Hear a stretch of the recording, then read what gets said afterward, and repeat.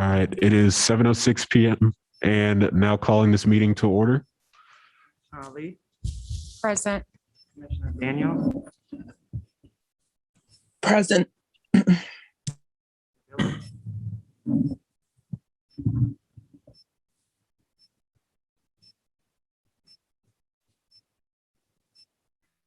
Gattawa, Yes, present. Commissioner Dillard, Present. Commissioner Johnson, Here. Commissioner Harris, Here. Commissioner Nobis, Here. Commissioner Rivera. Here. And Here. thank you. Now on to agenda item number 3, reading of land acknowledgement.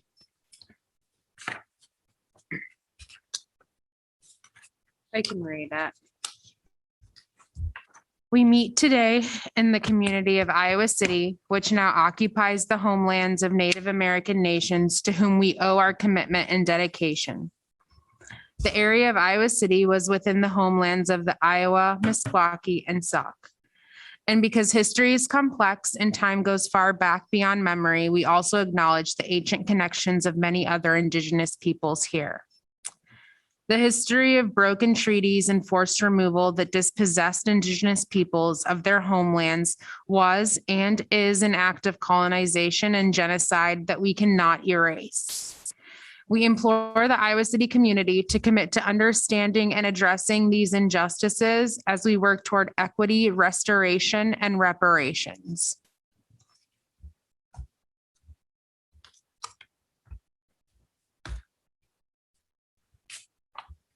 All right, we are now on agenda item number 4, approval of meeting minutes from November 18th, 2021. Does anyone have any changes they'd like to make to the meeting minutes?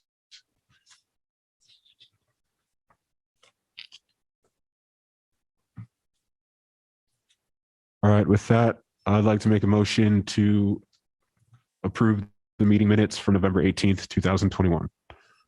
Second. Can we please get roll call? Commissioner Ali, Yeah. Commissioner Daniel, Commissioner Daniel, Yes. Dillard, Yes. Commissioner Gattawa, Yes. Commissioner Johnson, Agreed. Commissioner Harris, Yes. Commissioner Nobis, Yes. Commissioner Rivera. Yes. And Yes. All right, agenda item number 5, public comment of items not on the agenda. TRC members shall not engage in discussion with the public concerning said items. Do we have anyone here tonight or anyone from the public that would like to make comment? We have Nicholas Tyson.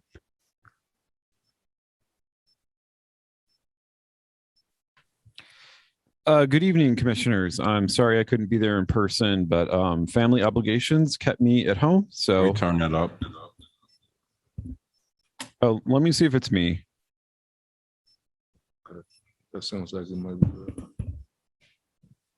Let's see, output. The mic on my end seems to be fine.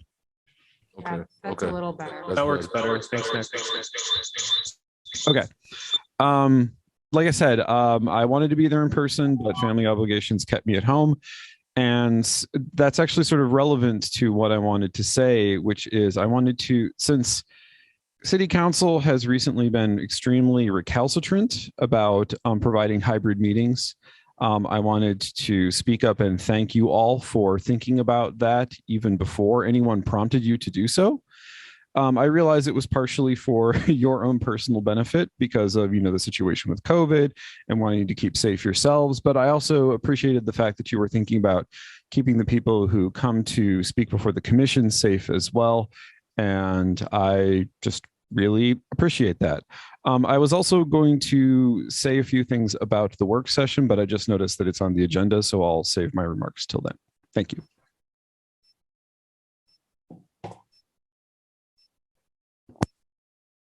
Next, we have Tara McGovern. Hello, can you hear me?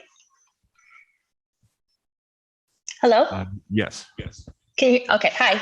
Hi, friends. I was honored to witness your last meeting. I really appreciate how you communicate and support each other. And I also really loved hearing from the young leaders of the Black Student Union that's forming. And I'm really happy to see you inspiring and uplifting them. My reason for speaking up is similar to Nicholas, to express gratitude for how you've set your meetings up to be inclusive by making them hybrid. You're demonstrating your excellent leadership to other councils and boards. Those of us who are working on trying to make local government engagement more inclusive are often told ridiculous things like Zoom bombing being a reason to continue to exclude people when we know that that is not an insurmountable problem. So just thank you for gracefully demonstrating that everyone is valuable and welcome.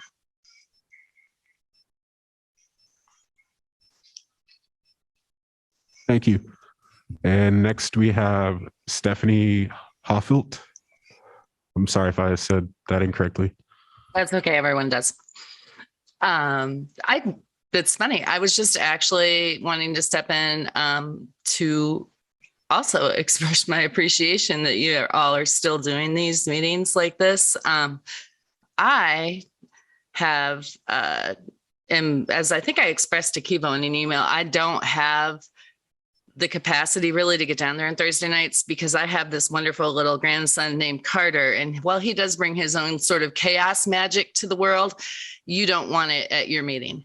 So I really do appreciate the fact that you make it easier for people to participate in these meetings because I wouldn't be able to if it weren't for this. So thank you. Thank you. And next we have Noah. Hello. And I will also be thanking y'all for having these hybrid meetings and being like one of two in the county of like boards like this that even have that. So I just want to thank y'all. And even when the pandemic goes away, which who knows about that, to just like to continue having those just always, just never get rid of them. Thank you.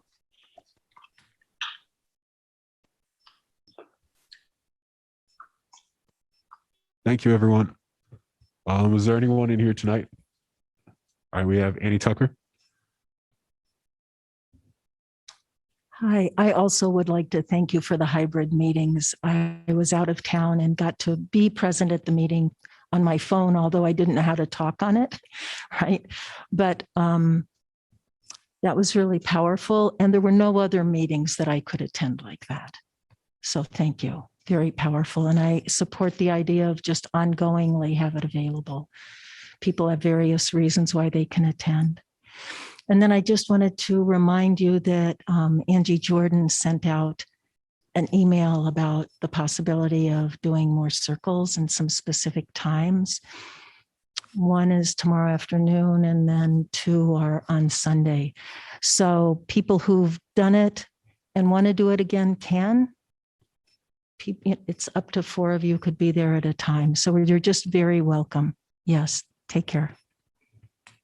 And also, really, the way you guys interact with each other and with us is just a beacon. It's just a beacon. You're doing the work all the time, right? So anyway, thank you.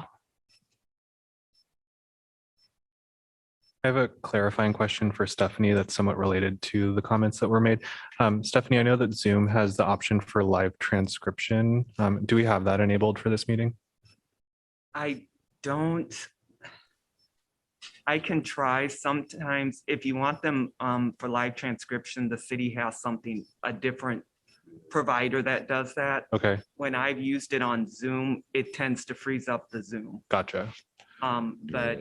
We can try it, but if it freezes up, then it freezes up, and that may take away folks' ability to participate tonight. I see. But for the next meeting, I can let City Channel 4 know, and they can add their service so that it would do the live transcription for your meeting on the 16th, I believe it would be.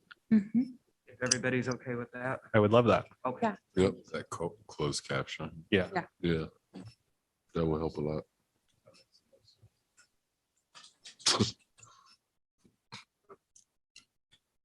Do we have anyone else for public comment?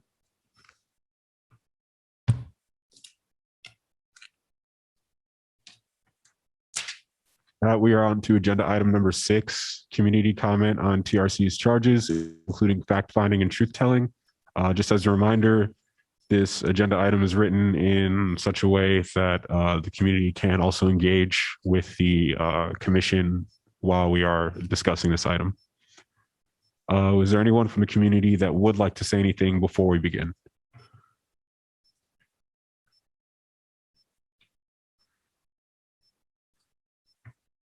All right, so for me, the charges including fact-finding and truth-telling. So I've now had a number of people come up to me to request this, but at our next meeting, I would like to do kind of a truth-telling session in here where I can tell my truth to begin, and we can go from there. If anyone else would like to join in for that for the next meeting, and if there's anyone from the community that would like to join in for that as well, feel free to. Don't feel pressured to by any means, but figured it's best to at least get one on the books before the end of the year. Yeah, I'd definitely be willing to go next, right after you, whether it's the same meeting or the next meeting. I don't have a problem with that because I think we need to build confidence in our community to be able to tell truth. So as the own commissioners that are asking for the truth, tell their truths first. That would encourage others to come forward and tell their truths. I would just ask that before you guys do that, I think that it would be important for both of you guys to either engage in like a Zoom or a discussion with some people that have offered to give us help, like Eduardo Gonzalez, just so you can kind of, because if you're going to do this during a meeting, then people are going to watch and kind of use this as a framework for how they're going to express their truths.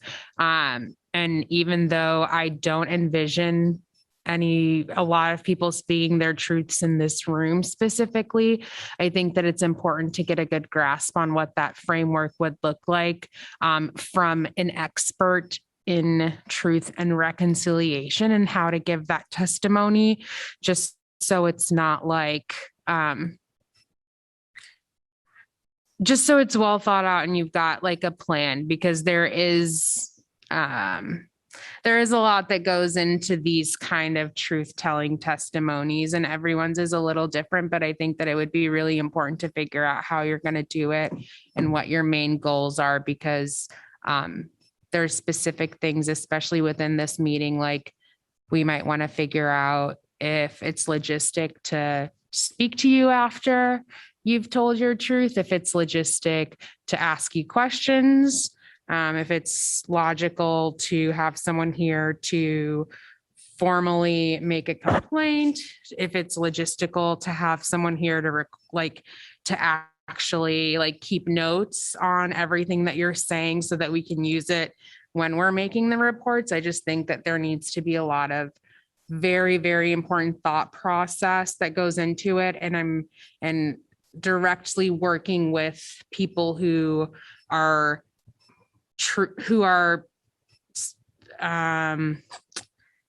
professionals in truth telling and truth and reconciliation commissions, I guess.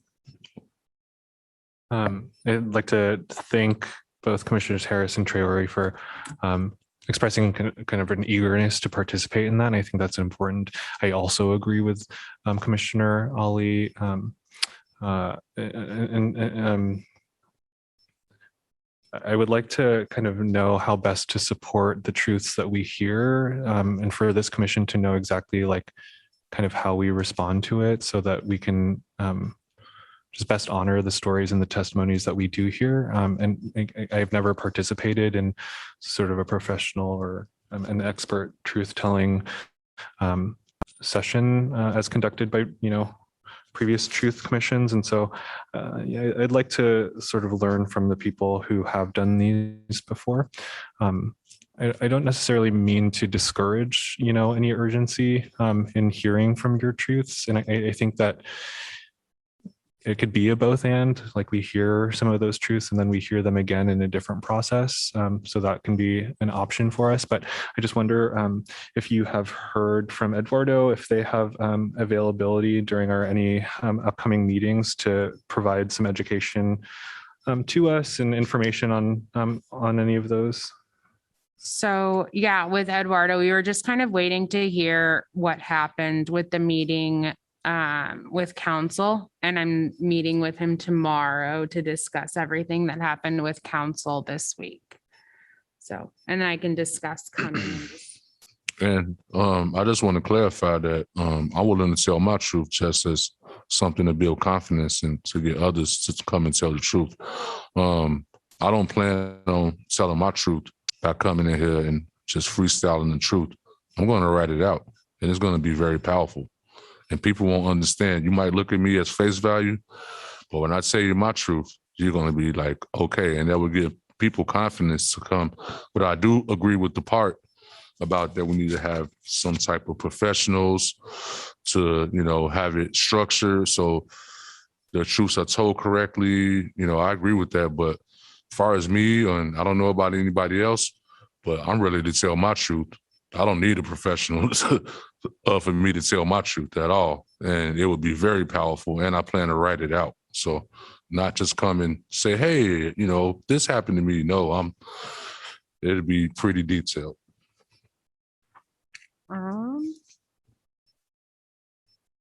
So far, I support, this is Commissioner Johnson.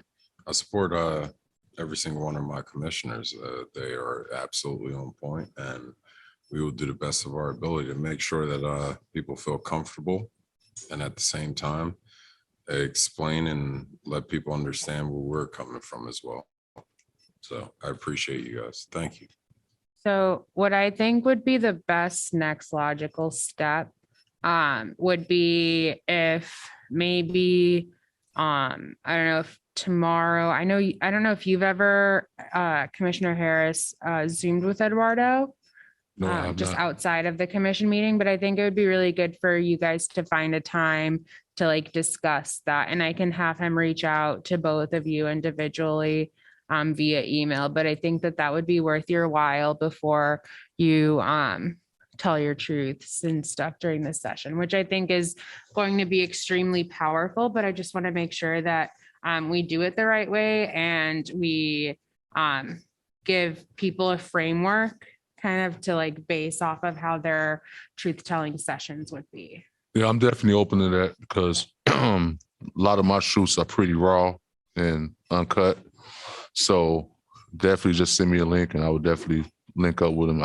I'm definitely make sure you send me that link because a lot of my truths are uncut and raw. Uncut and raw with some truths that people never heard of. Yeah. That happens in America every day. So that sounds good. I wholeheartedly agree. Likewise. For the recording purposes, sometimes, yeah. Thank you. Okay. Sorry, staff. Sorry. It looks like Daphne has something to say. Yeah. Hi. Daphne. Oh, I'm sorry. Commissioner Gathwa, were you going to say something? It's okay. Are you sure? Because Yes, dearie. okay. Thank you. I would like to either sit in on one of those Zoom meetings or I actually just want to sit in on one of the Zoom meetings. I think it's probably important for us to put together maybe a framework for how these truths will be told, how long, well, not necessarily how long, but maybe just some very, I've heard the commissioners. I understand that we want to get people's truths. We want to hear the stories. I do think it's a good idea to get some rules in place so that people can be assured that they are going to be treated everyone's going to be treated the same. The rules are not going to just change from meeting to meeting. And so I'd like to sit in on those meetings to kind of start getting a better idea of how to do that. If anyone has already gotten a kind of good idea of a framework or policy or whatever you want to call it, please share it with me. I'd love to kind of take a look as well. Thank you.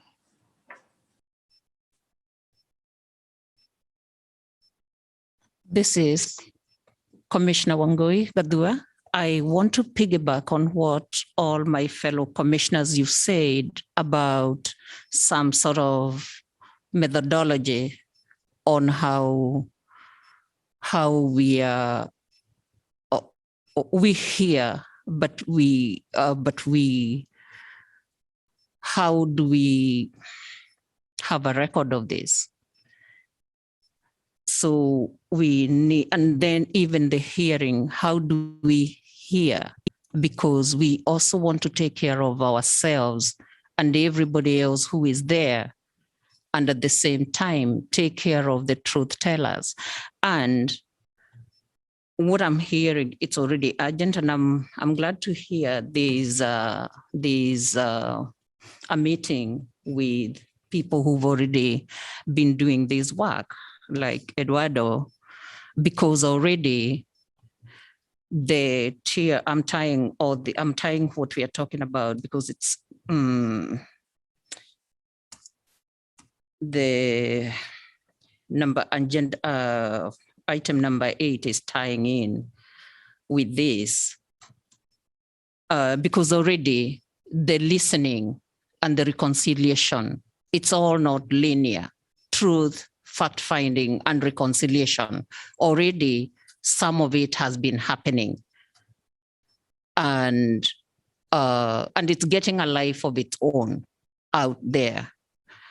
And because already when Commissioner Traore, you started off, it made me remember already the communities out there that have come together under Pastor Anthony Smith in the communities to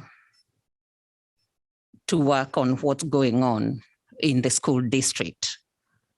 Already there's a planned truth telling session that and it was very exciting for the TRC to be invited, and this is maybe my word for it, on being invited on the kind of sort of guidance, because we've already been appointed to do that.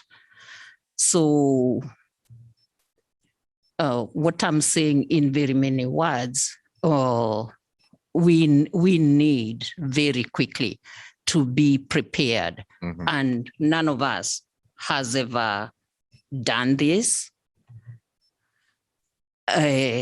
Yet we are the official body that is doing this, but we are not ready.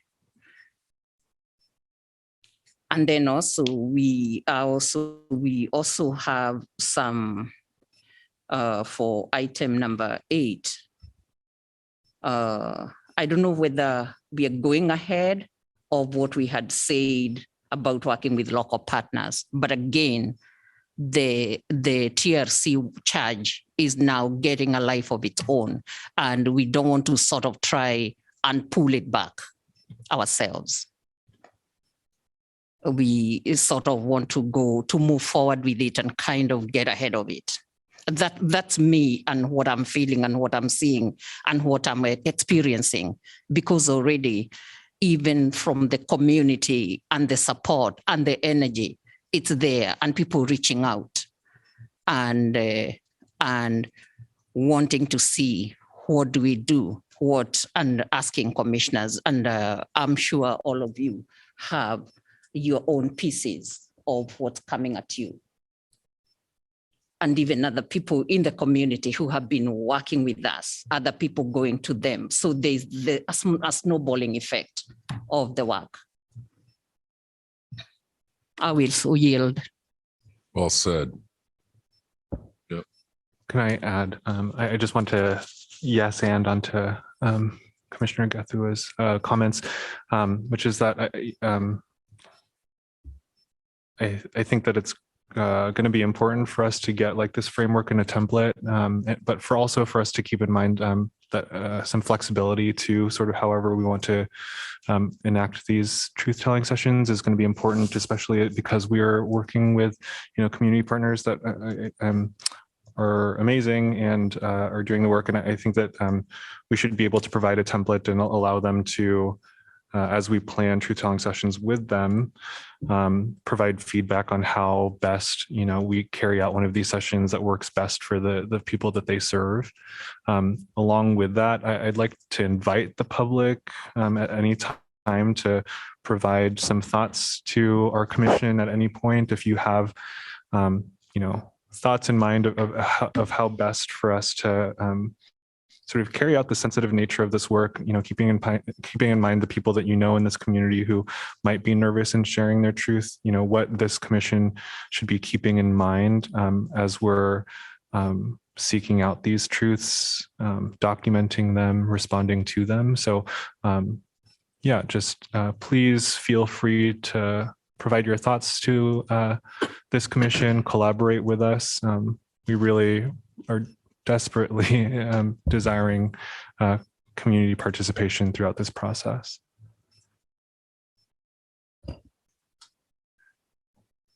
Also well said.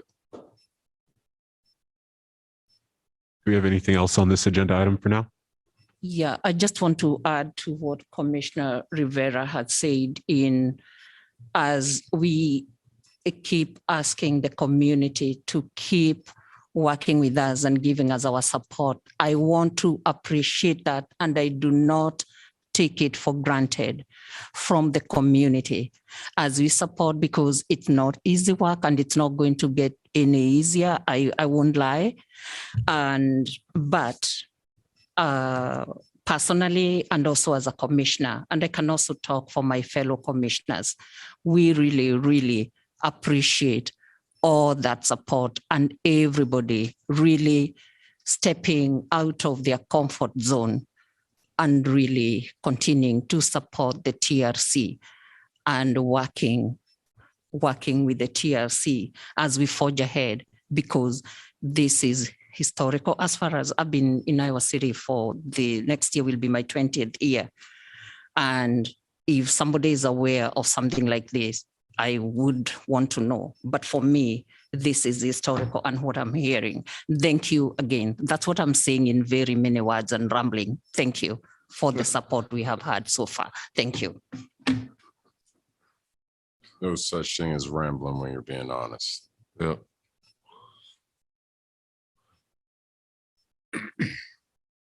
Move on to the next agenda item, or do we have more to discuss on that? Looks like we're on to agenda item number 7, which is discussion on racism within Iowa City community schools. This one, just quick update. So the past 2 school board meetings, there's been lots of commentary on this item. And after the last one, sat with some of the girls that had spoken at the meeting right before Thanksgiving at McDonald's afterwards, just to learn a little bit more about what had been going on, how they felt about it, what they felt needed to be done. And as they're not here today, and as I haven't gotten a chance to catch up with them again since, I don't want to just kind of divulge their wishes on what they'd like to see. But one thing that's just become really clear, and that already was, but just getting the confirmation, was that these aren't really isolated incidents. And that, in the hallways, before and after school, passing by, people are just being terrible to one another. The words being used, the things being said to literally just kids is just so wrong. And a lot of the things that they'd repeated, that they'd heard, just reminded me so much of the things I've heard on TV, in the media, on these things for race relations. So I don't know about all of you, but when I was in high school, I don't really remember consistently watching the news like that. And I don't really see my sister at this age doing the same thing. So it seems to me that we need to remember that this stuff is taught. So it's beginning in the household. And it's not just these kids, and it's not just them to focus on, but really, who are the parents in these situations, and why are they, handing these views to their kids, not really thinking about it. It's like, what situations did they grow up in? Why do they feel like this is correct and this is right? And I say all that to say I'd made a comment during the meeting that we'd see minority students leaving in droves, and some have taken that out of context, and I can see why it was easy of them thinking it was me saying that all of these kids are going to just be transferring out like immediately. What I meant by that comment of students leaving in droves was that when they graduate, I see more of them choosing not to live here anymore. And I say that from remembering a lot of the kids I grew up with, and when they graduated, where they ended up, where they went to school, where they live now. And so many of them don't live here anymore. That's why I'm like really big into investing into the youth, because we need to remember public tax dollars every year are going into these schools to educate these kids. So why are we spending all of this money every year to educate these kids through our system just to have them leave? It seems like we're maybe not investing enough, whether it's the time, the resources, the people that they're seeing every day, the people they get to talk to make them truly feel like they belong here and they're welcome here. I'd much rather more of them stay. So when you're growing a community and when you're investing in a community, that's really the point of it, is it not?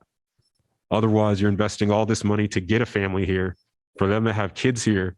And then if the kids leave, where did the investment go? You're essentially subsidizing some other state or some other community, getting this polished individual that now wants to be successful, that now wants to have a job, have a family, and they're living elsewhere. So we're losing that. We're losing culture. We're losing students. And so that's what I meant by students leaving in droves. Because if that's how you're treated in the schools here, why would you want to continue living in this place? I'm going to echo what he just said. It's a lot of failed households, there's a lot of failed parents. And that's why I do the job that I do, to try to help parents be in their kids' life, because the kids need parents. But it's not just the parents, it's failed leaders in this community, whether it's a principal, whether it's somebody that's supposed to be, because the events that happen at the school, as far as, I have a son and he goes to West High. He told me that they knew about it before it even happened, and they did nothing to try to mitigate that at all. They just let it happen, and it turned into pure chaos. We're missing leaders, and we need more of them.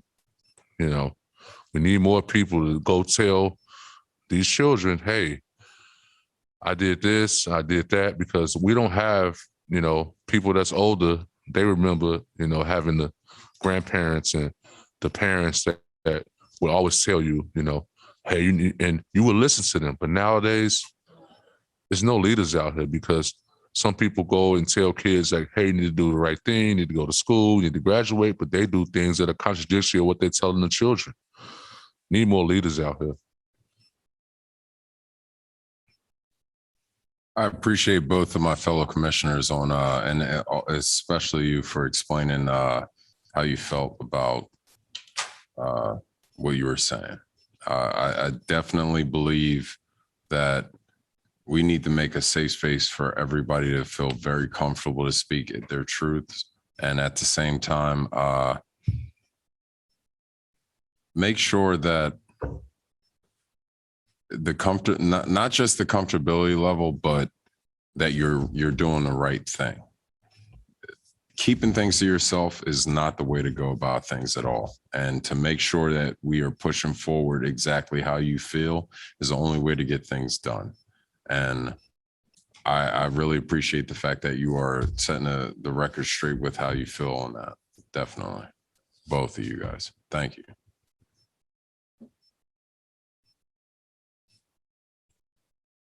So the main reason why I asked for this to be on the agenda, other than your concern at the last meeting, was that I do think that it's important that we help uplift the voices of the students in the Black Students Union.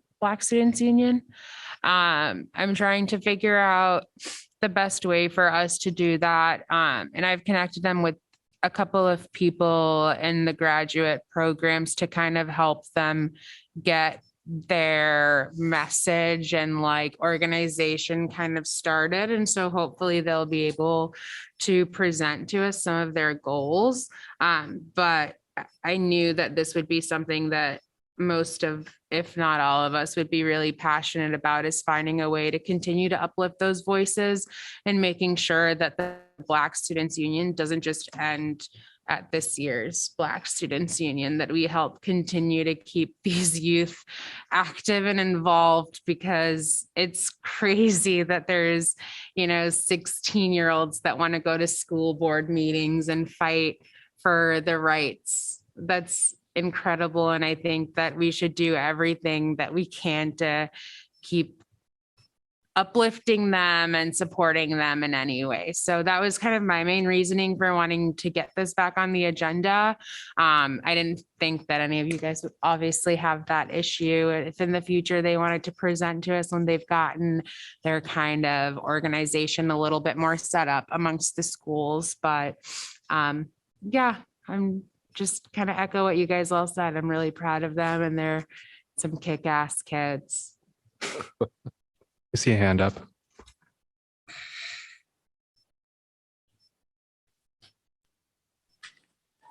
Daphne, go ahead. Oh, thank you.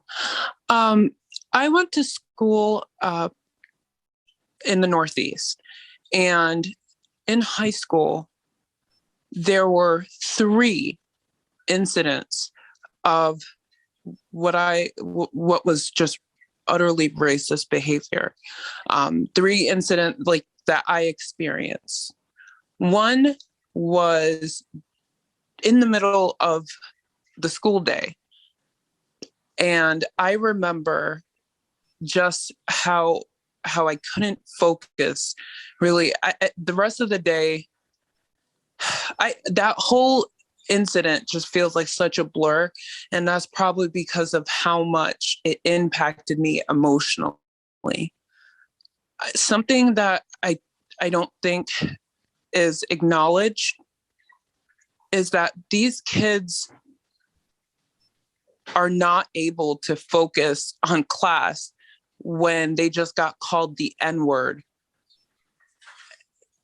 like right in a hallway. And if the white teachers and the white principals won't do anything, then the people of color, the queer people, the people who don't fit into the box that would allow them to not get racial slurs thrown at them, they're going to have to do what we've always done, which is have each other's back, support each other, and work for change. It breaks my heart that these kids have to deal with this day in and day out. And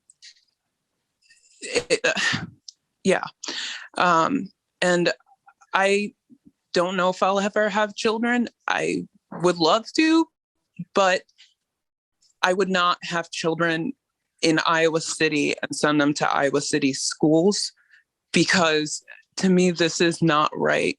And I didn't grow up with this, and I'm not going to let my kids grow up with this, because when principals and teachers don't do anything, they learn it's okay.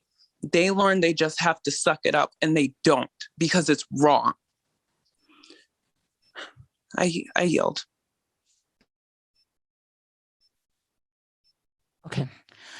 This is Wangoi Gadua, and thank you, Amel, for having this on the agenda, because it's very, very important. And as I start off, I want to start by thanking the students of the Iowa City School District who are setting an example on what should be done, speaking out, even when they do not know the law, the protocol, and all that. They have led, and in this case, I am following. As soon as I got to hear what was going on, and as commissioners, we got on, and I think it's 2 days ago, I watched the November 9 meeting, and it was very triggering for me. And it is right now when I hear Daphne speaking and Commissioner Traore, because they went to school at a time when I was a parent in the Iowa City School District. And I had an interesting position because I was a parent, and at the same time, I was training as a school counselor in Iowa. So sometimes I would be wearing the badge of an educator in the school district. But not funny, but sometimes I would actually be wearing a badge in the school buildings as an intern. But I would get the usual question: how do I help you?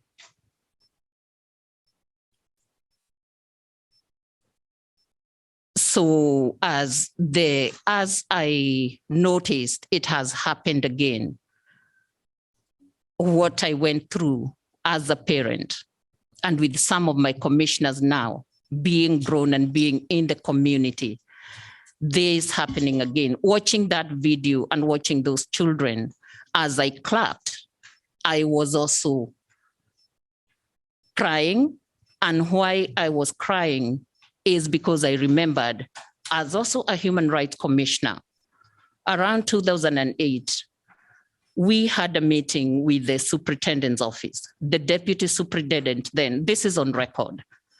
We were talking again about racism, and specifically on the Black students being over-disciplined. And my 15-year-old daughter then came to tell her truth. And then, as a training educator in the Iowa City School District, it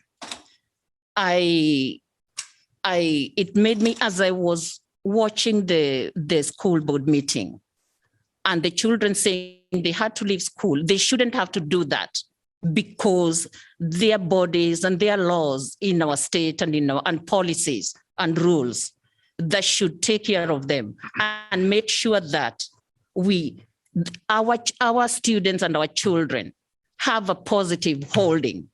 Sadly, the children of color, what they are expressing, they don't have that positive holding for them to develop as they should and to succeed.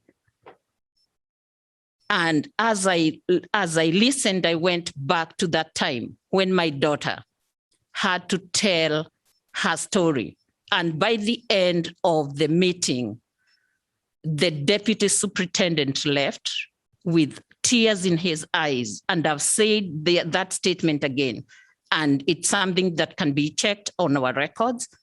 that it appears then Iowa City School District wasn't ready for the Black population in Iowa City, and the Black population wasn't ready for the Iowa City School District.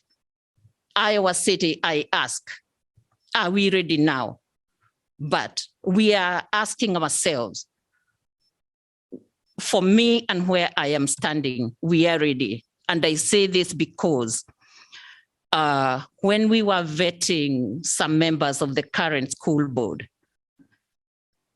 somebody who was a parent at that time, and one of our supervisors of the Johnson County Super Board, Royzan, and one of the board members, Ruthina, whatever we were sharing, our experiences were the same, especially when we all said, as parents, and even for other parents of color, we had to be right there. We had to keep going to the schools to make sure that we stand beside our children as they learn, because another racial incident had happened. One of those occasions is when a staff in City High told my daughter, go and tell your mother to go learn English from wherever she came from. And that time, I am a teaching assistant at the University of Iowa. So some of those things, why I'm saying this now is because even at that Black Voices Project meeting, as we vetted members of the school board, in 2021, things that happened around 08 are still happening. And now I'm in this again because I'm really fearing. I have a 22-month-old grandchild. I am determined that this time she's not going to be as traumatized as what my 3 daughters and my 2 sons went through. And they are still not done in Iowa City and schooling. I still have to. And in addition to everything else, that the struggles of life, they still have to deal with this. And the sad thing is, it is something that we can do, and it is positive for both the perpetrators of racism, which is violence, and I advocate and organize services for African refugees and immigrants who survive sexual violences. Racism is violence. And in this case, violence on minors whose business should be just going to school. All that being said, and talking about me getting triggered by watching that video and the students talking about what they've gone through, brought back what Commissioner Daniels has shared and Commissioner Traore, and I know Commissioner Ali also went to school at the same time as my own children, brought it all back. And I went back and I was thinking about all of you and others that I know in our community and others that have also called me because I was in a position to go and stand up to my fellow faculty and talk to them and work so that our students could at least graduate and come back. And some of them you guys are serving here in our community and trying to struggle with this. I went back and gave all of you a hug and said, I was going through it as a parent. What about you who are children? And now we are doing the same to our children. And as a result of that meeting, another group that I really want to appreciate is under Pastor Anthony Smith. He brought together and called community members and asked people, can we get together and see how do we move from this? Because we do not want it to just move on. And last week on Wednesday, Commissioner Cliff and I attended a meeting with other community leaders, and we started talking about it. And I specifically also want to thank Charlie Itham because of keeping us focused.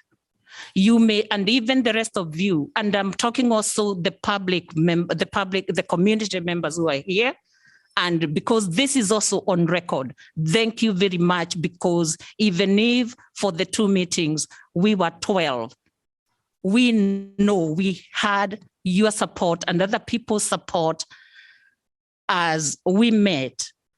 And Charlie, you kept us focused on, even when there are other distractions of we have a lot of issues in schools, and schools are places for concerns, and there will always be concerns on keeping us focused on the issue right now is what is going on at West High and what do we do. So at yesterday's meeting, we decided that how we are going to move forward is plan a truth-telling session and it was very powerful because at the meeting, it is very, the TRC was invited to do the part of the recording and the collector of the truths that will come out.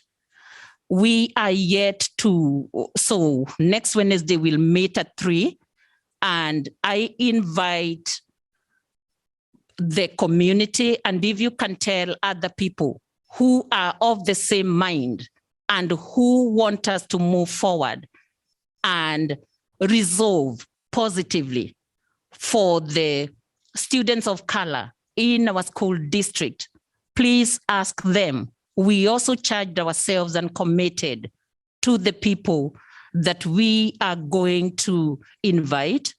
And I would also want to thank Black Voices Project. And let me backtrack on that. Let me thank Royce Ann for saying that she is going to see to the space that we are going to use for the truth-telling session, where we shall have the students come in. The date and the time will start on the logistics next week, and also make sure that we are inviting other people in the community that can work with us. And still, as we were doing that, another group that is very crucial, both with this community effort that is dealing with the social media posts that happened in the N-word social media post. I am naming it, and I am naming that, and also the blackface post.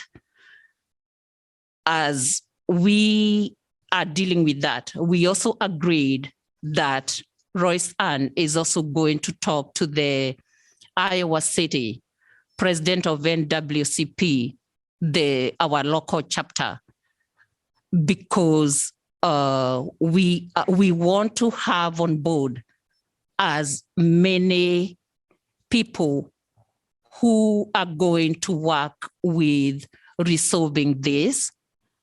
And I also want to thank that community effort on also inviting the TRC to work with them. And I also let the group know that it has worked very well because we are also inviting them. And I did let Pastor Anthony know and that I was going to email him an invite to partner with TRC, and I did already, and I also did invite the president of the NWCP local chapter, and I also did let Roisan, as the president of Black Voices Project, know that I'd also emailed her on the same. And so for me, as far as that incident is concerned, we are moving in the right direction.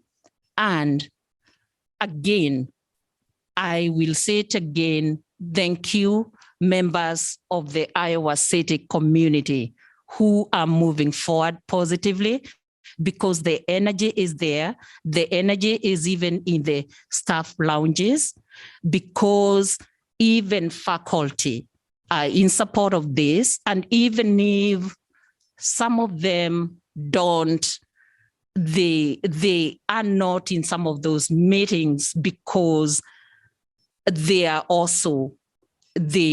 employees of the school district, but they are support, and they let it known that they are supporting.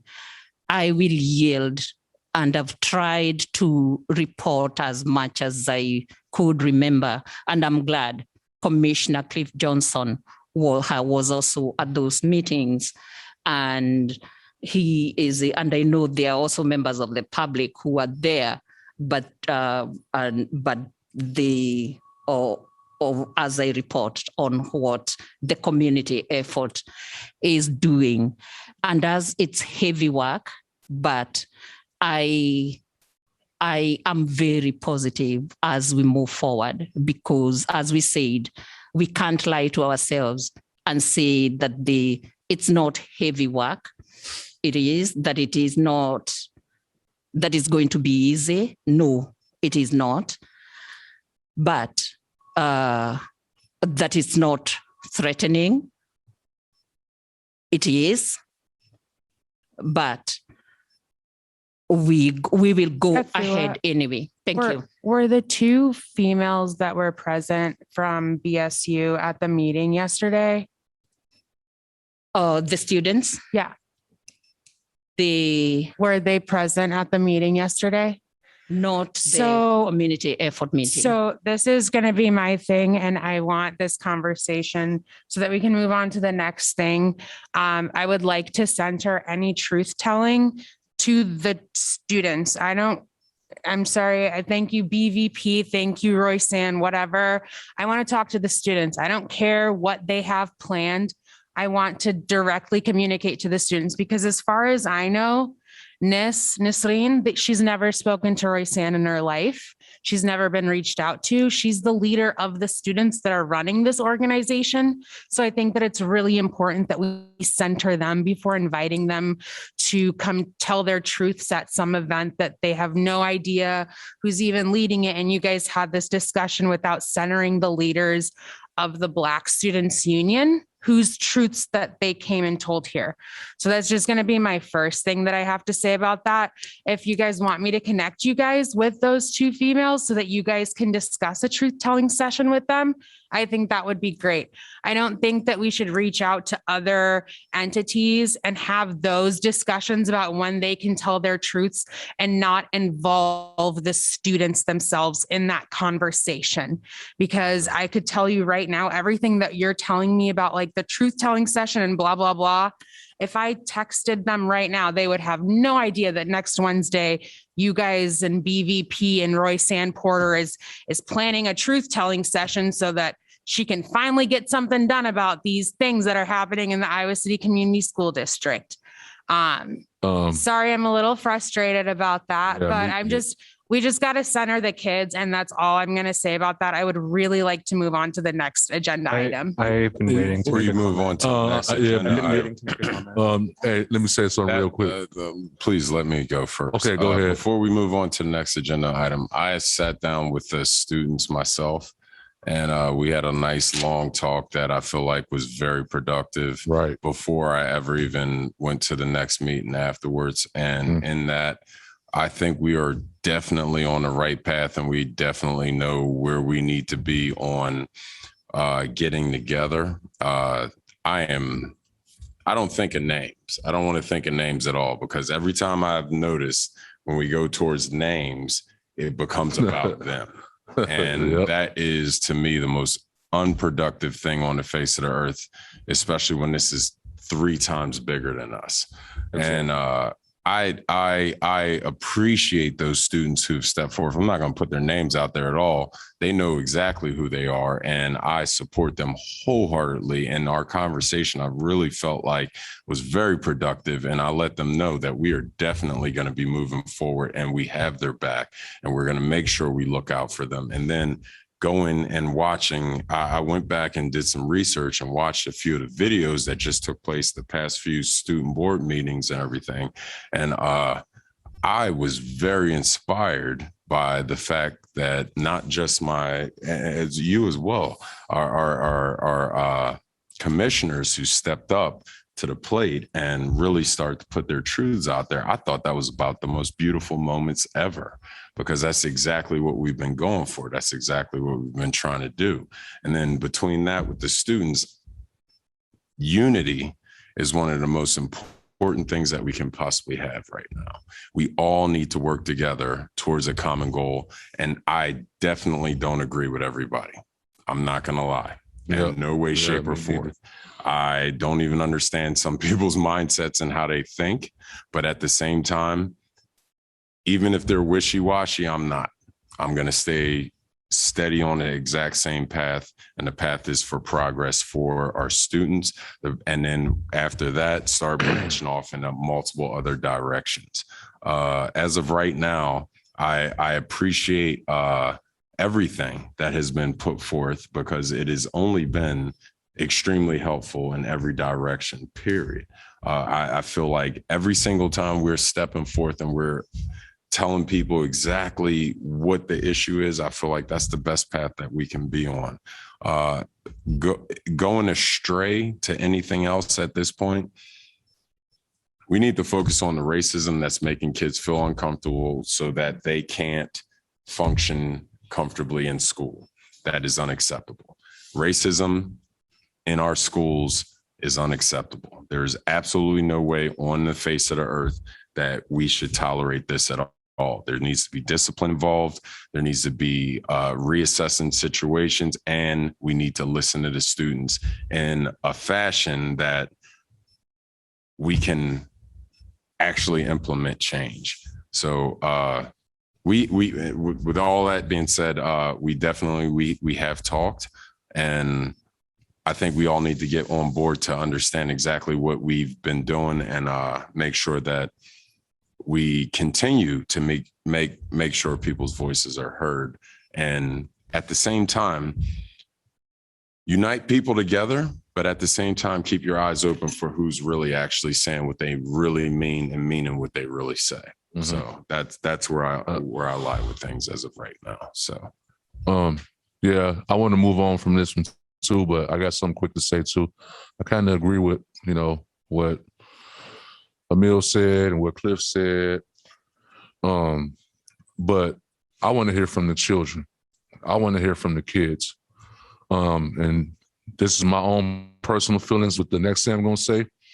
And I don't have a problem saying my personal feelings, but the whole Roy-San thing, I don't want to hear about it. You've had decades and decades to make changes around here. Yeah. And you haven't done anything. And you couldn't even find your way to stay on a council that addresses, not a council, but a commission that addresses social and racial injustice. So why would we trust you to look out for our children? So I'm sorry if anybody feels any type of way about it, but I don't want to hear from Royce. I want to hear from the children. Because what I feel like is that if something does get solved with the children, we've had plenty of meetings. Some of the older commissioners have had meetings and she'll say, well, I did this and I did that. It's just to be another notch on the belt and nothing won't get changed. That I yield. I agree. And I want to go back. This is not a personal thing at all. Yeah. I don't want to hear about personalities. Yeah, I don't want to. Yeah. We need to think about ideas and things that'll actually change. People have agendas, let's face it. And we have to honestly understand that and then take whatever blunt force that comes at us at that point. And it's not going to be pretty. And what we're doing is not pretty. So let's be honest with ourselves. I would like for all of us to work together as much as we possibly can, period. But at the same time, if you have been doing the definition of insanity is doing the same thing over and over and expecting a different outcome. And that's all there is to it. And I respect and I'm not going to act like I don't appreciate the things that have been done beforehand at all, in no way, shape, or form. In fact, I commend anything that has been done by anybody who has been fighting for our future and for everyone's. But at the same time, we have to also understand that sidetracked and then getting thrown off of the actual path, that can be done real easy. And we need to stay on course. It's time for a new approach. I just want to say this quick. Agreed. Can Kevo talk? Can Kevo Kevo talk? Yes, Kevo, I'll say something quick, give it to Chastity, and then we're moving on. Oh, thank you, commissioners. First, I'd like to make a friendly request that we be mindful of language and make sure that we're not stigmatizing mental health issues. I heard the word insanity. I just want us to be mindful of that. Second of all, I largely in accordance with what you were saying, Commissioner Harris, I think, and you, Commissioner Ali, is that if we're going to be advocating on the behalf of and alongside the children and the adolescents in our community, they need to be involved in every step of the way in helping us tell their story, and they need to be central decision makers. Long before I moved to Iowa City, long before I was in medical school, my job was to travel around the country and to uplift and encourage young people to learn how to effectively use their voice in advocacy and activism. I'm just so blown away 10 years later how well kids can advocate on the behalf of themselves. I think that there is a lot of bi-directional learning that can happen. I think that they can learn from us as adult activists, but I think that we have to take a lot of cues from them as well. I think that they know how best to achieve justice for themselves. I am a physician who works primarily with children and adolescents. This is something I tweeted out before I entered into my child and adolescent psychiatry fellowship, but I wrote, children are the truth tellers of trauma in our community. And if we're ignoring the despair and rage of our youth, and if we don't consult them in how to rebuild, we are failing them, we are failing our community, we are failing ourselves. So I just want us to be mindful that as we move forward, the thing that connects the youth advocates of a decade ago and the youth advocates of today is that youth in and of itself is a stigmatized thing in our society, especially when it comes to change and justice. And I really, really, really want to make sure that we are protecting them in their using their voice, and we're really incorporating their voice in our work. I mean, none of us are representatives of the youth voices in this community, but all the more reason for them to be centralized in our process. Thank you. I personally will be a voice of the youth, and I wholeheartedly agree with what you said. Absolutely. Anything that I feel like positive change happens when we listen to those who are a little bit younger, but use the wisdom of those who are older. So what we need to do is use our mindset, but guide them in the best way possible. And I am very proud of them as well. I absolutely wholeheartedly agree with that. So Commissioner Traore here. So I'm just gonna say this quickly, hand it off to Chastity, and then we're moving on. You have a member of the public. There's like a bunch of, yeah, dude. I'll let the public commenter go right after this then. So I just want to say that, again, when it comes to calling out the personal names and the personal people, just be mindful of what we're trying to accomplish here. It's making sure that the kids have a better outcome. Right. We are not always going to have the perfect allies when it comes to that. Absolutely. So let's not focus on what someone has done in the past or failed to do in the past. Let's stop calling out individual people. At the end of the day, Roy Sam Porter also lives in this community. Roy Sam Porter also cares about these kids, which is evident in her attendance at these meetings. So focusing on what she has done or hasn't done in the past in people's eyes, to me, gets us nowhere. Let's focus on where we agree, which is that there's a problem in these schools. We need to get it taken care of. I don't want to be distracted by what the actual problem is. And when I hear things that are kind of taking it off the set, I have a problem with that, because that's not, and I'm not saying I have a problem with Roy San. 100%. Please hear me. Yeah. I don't have a problem with Roy San in no way, shape, or form at all. But when it comes down to certain issues, if we get distracted by, well, we're fighting amongst each other or anything else along those lines, I don't want to hear that right now. Not at all. Because I already understand that we have our issues. But when it comes down to post-traumatic stress, when it comes down to things that are real issues that we need to deal with in the system in order to change the system, to make sure that the system doesn't continue on the same path that it's always been to create the problem in the first place, first thing we need to do is deal with the racism that's in our system. If we deal with that racism and we stick with that aspect of it, then we'll do a lot better. Now, to say that we're fighting amongst each other, I feel like that's such a distraction, and it's easily used all the time to turn us into different directions and against each other. Now, I'm not using names or anything along those lines. I only go by what I say and then what I hear. Now, if certain people say certain things, that's what they say. That has nothing to do with me. Right. Yeah. Really comes down to the issue. Commissioners. We have, that we've had. yeah, let's just say we have one public commenter, and I want to make sure Chastity gets a chance, and then we're moving on. Exactly. Yep. Thank you. Chastity, do you want to go first, or do you want to let the public comment go first? You can let Nisreen go first. Okay. Nisreen? Hi, can you guys hear me? Hello? Yeah. Yes. Hi, I'm Nisreen Ogali. I'm one of the co-presidents of the Black Student Union at West High.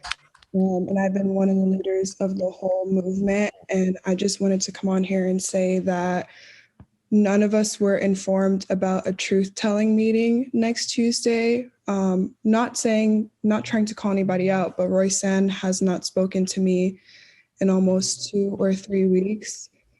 And we had no idea about this meeting next Tuesday. So I just wanted to put this out there. Thank you.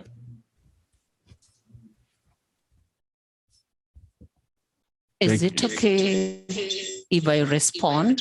Well, yeah, let's leave the response out of it for now. We can do async follow-up, but let's just make sure we give Chastity a chance and move on. Everyone, I'm going to keep this brief. I agree with most of what everyone is saying. I am very, very proud of the young women that have been putting this effort forward. I just felt compelled that I had to put it out there that while I'm going to agree with our chair, we should not ever be bringing up personal names. It doesn't make us look good. It makes us look bad.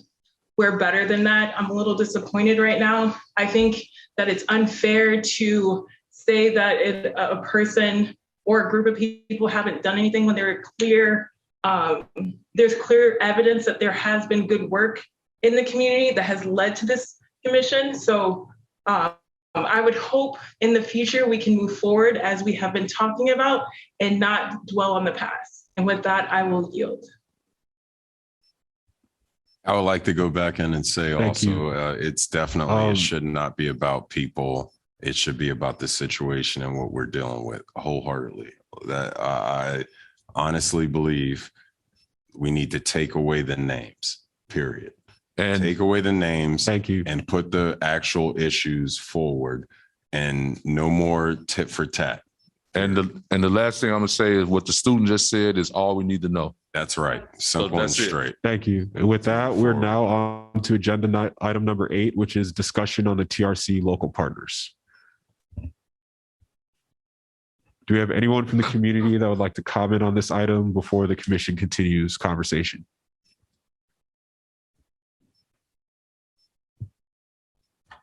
I would say any partners are a beautiful thing. We need to have as many people involved as possible. We have Stephanie here. There we are. Hi. So yeah, I just wanted to talk about this based on something else that happened today that doesn't have anything to do with y'all. We just want to, ICMA is really like 2 of our primary tenants are like supporting other people's self-determination and autonomy. And we kind of got called out today, maybe not us personally, but we were definitely one of the groups of people that signed on to the Excluded Workers Fund letter. And we are a predominantly white group, but not entirely. There are people of color in ICMA, but I guess what we want to just clear up with anybody that we're going to be working with in the future is that to be sure that we are invited to the table and that we are not overstepping our bounds as people who are not people of color. I don't know, I'm kind of rambling here, but you know what I'm saying? We just want to make sure we're welcome, and we want to make sure that we're not going to be seen as white allies that are coming and, you know, like flying our flag. And just to make sure that's real open to the public. I know you all have done, I mean, we've been in the other meetings and you've all done a really good job of that, but just to keep doing that going forward, because today was a stressful day for me. And I don't want to have a repeat of that because somebody else comes out with some other outlandish. We never do anything unless we're asked to do it. And we never take any, I mean, ICMA is completely about being there for support. We don't take the initiative to do things unless we are always deferring to the people whose issue it is. And I just want to like kind of just ask to make sure that we continue to make that clear to the public that we've been asked to participate in this and we're welcome. Yeah, I'll specifically address this. I reached out as the person, you know, we agreed that I would reach out to ICMA. And so I'd just like to publicly reiterate that we have invited ICMA and Stephanie to participate in our processes. And so they can call me if they have problems with that. And the reasons that I think that it's important for ICMA specifically to be involved in our processes is because, you know, majority white group or not, you do have access to certain marginalized members of our community, many of whom are BIPOC, and that's the reason for our partnership with you. And so we appreciate the work that you do for and in our community. Thank you. Yeah, and I'll go real quick. We do appreciate everything that you do. And when we get to item number 10 on the agenda, we will definitely talk. You will definitely hear more about that because I'm going to address that when we get to item number 10. I adding on and piggybacking with my fellow commissioners who I appreciate. We are supposed to be uniting as one to fix things for the better for all of us, period. We might focus on one group to another at certain points in time, but at the end of the day, our goal is to make sure that everyone is living an equal life, everyone is living a fair life, and everyone is doing okay. That's the bottom line. So I personally And I'm saying, I have no problem with anybody who's willing to help fight the good fight, period. There's no other way around it. You are appreciated and thank you. And let's keep moving forward together. I have a new, I was reached out to by the leader, the organizer, the creator of the Corridor Community Action Network. I didn't see that on our list, but they have just offered to help us in any way that we need. Their most recent project that they've done has been the mobile free clothing closet that they just got grants from like the North Liberty Council and then another entity. But I was reached out to by Mandy Nichols, who runs that, and would like to be a part of the partners along with us. So that's Corridor Community Action Network, and I can send you like the information that you need for that to add it to that. But that's all I've got.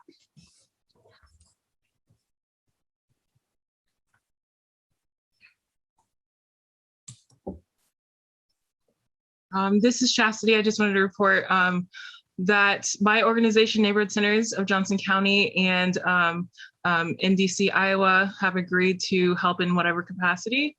And I am going to be talking with United Action for Youth, hopefully in the next week or two, just to give them some answers. They were just curious about what we're looking for. If anyone would like to join me in that conversation, please let me know.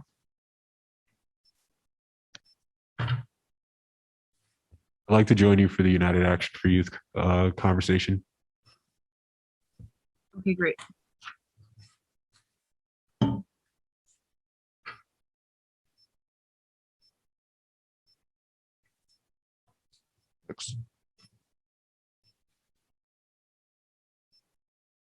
Do we have anything else we'd like to discuss on item number 8 for now?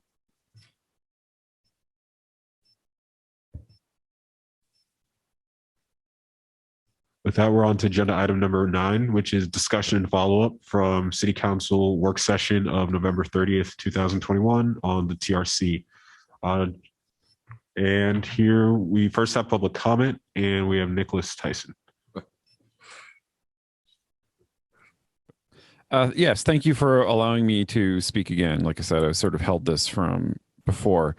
These are just some observations I want to make as sort of a not casual observer of local government.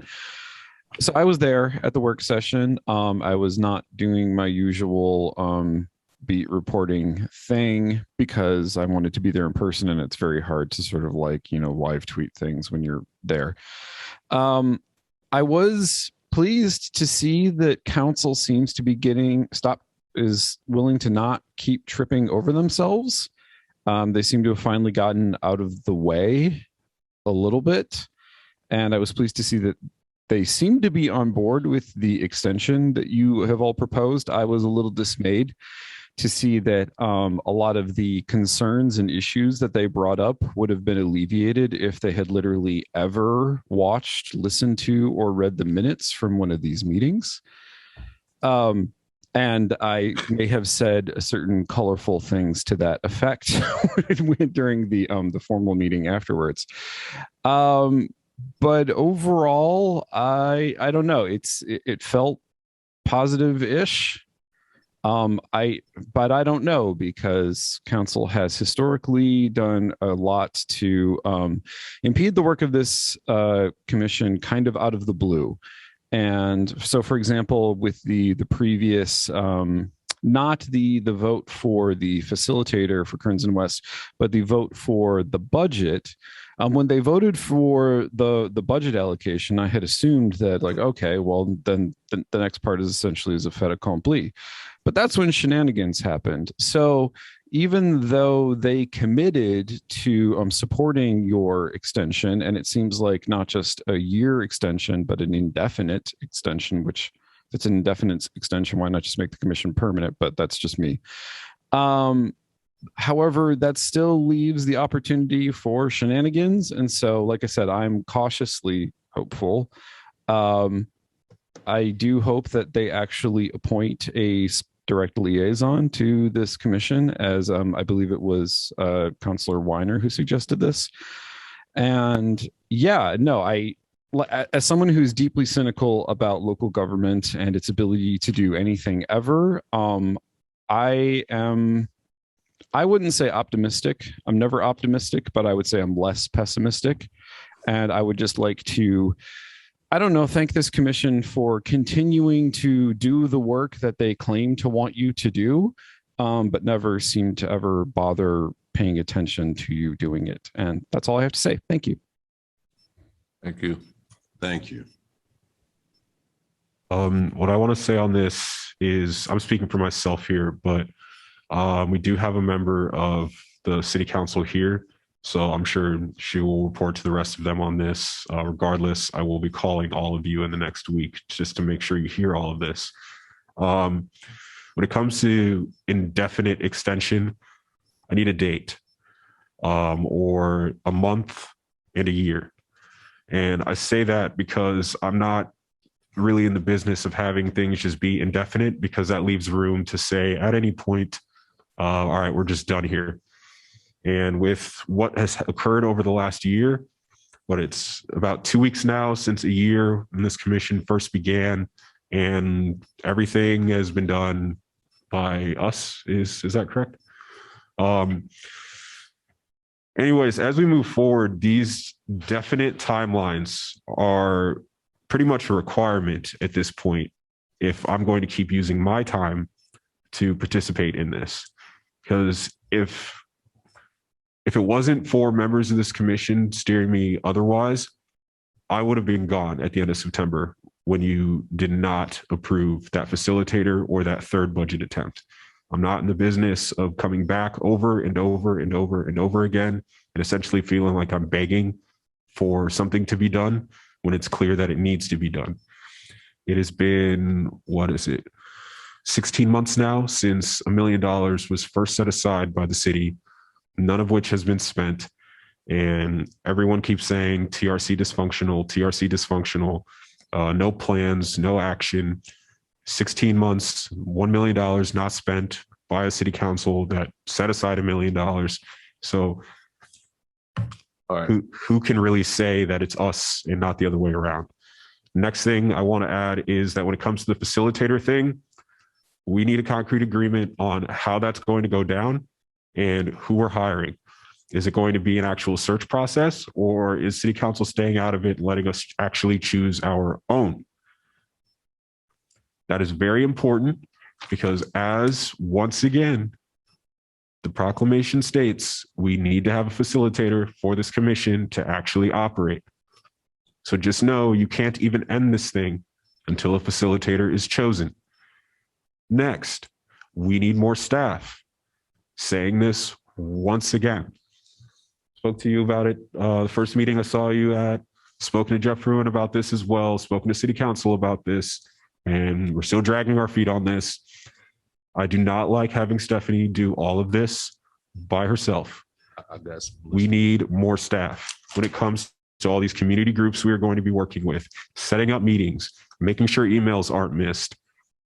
It can't just be one person that we have dedicated to all of it. And also when it comes to a direct liaison, that is also pretty much a requirement at this point. Because in our last meeting that we had, we came up with the timeline. We talked about what we want to do in each section of that timeline and what we see as success criteria. But from what occurred in the city council meeting on Tuesday, none of that was heard.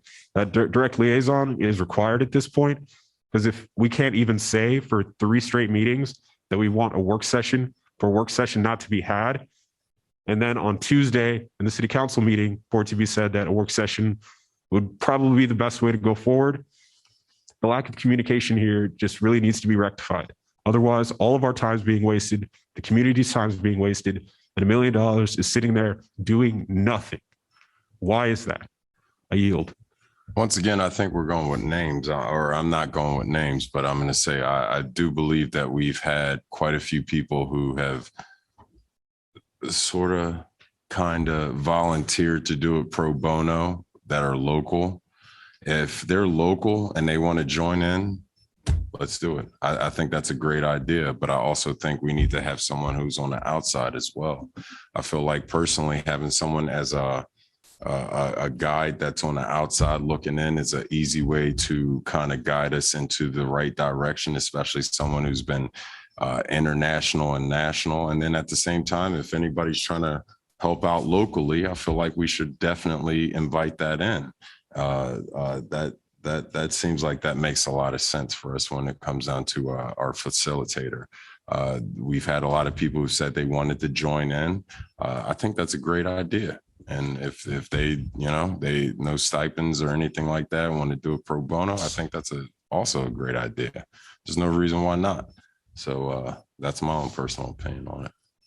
Okay, so I'm gonna go next because I really don't hold back anything. So when I have something to say, and I'm not gonna sugarcoat. I'm not going to keep talking in circles with them.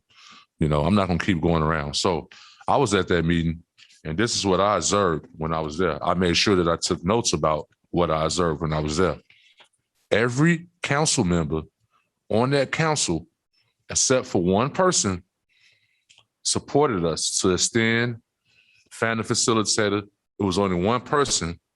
And I'm gonna try to stay out of names, but it's pretty obvious who that one person was. And then 15 minutes later, after he figured out that all the council members were in support of extending the TRC and giving us more support and giving us a liaison, he flip-flopped in a matter of 15 minutes. And all of a sudden said that he wants to, he thinks that it should be extended. So all of the city council members, except for the mayor, were on board. So there's no reason to sugarcoat anything. I'm gonna say names. Also, when the mayor spoke, most of his sentences started out with, and the people who were present know what I mean, was personally that I feel. Personally, what about looking out for the residents of Iowa City? That's what your job is, not what you personally feel. And many people that were there left that meeting confused. We was like, what is going on here? We didn't know what was going on.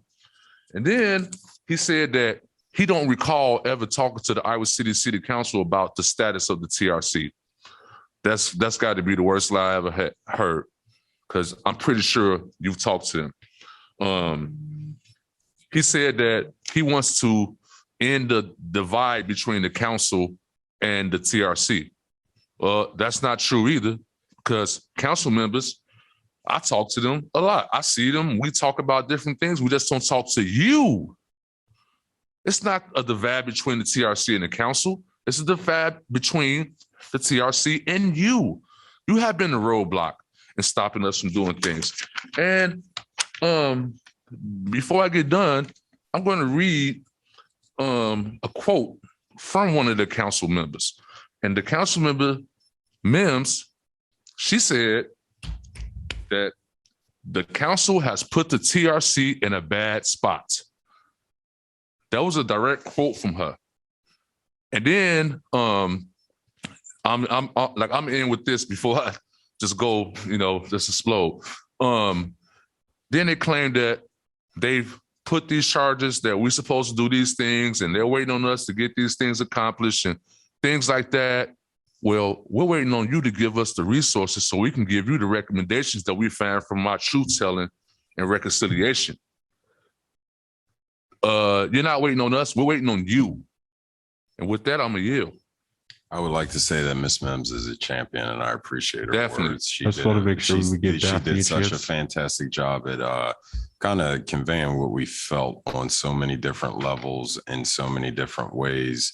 And she is extremely appreciated, and her bravery and honesty, honestly. So, yeah, with that, I yield. I wasn't sure who had hand raised first between Daphne or Kevo, but Daphne, you go first. Thank you.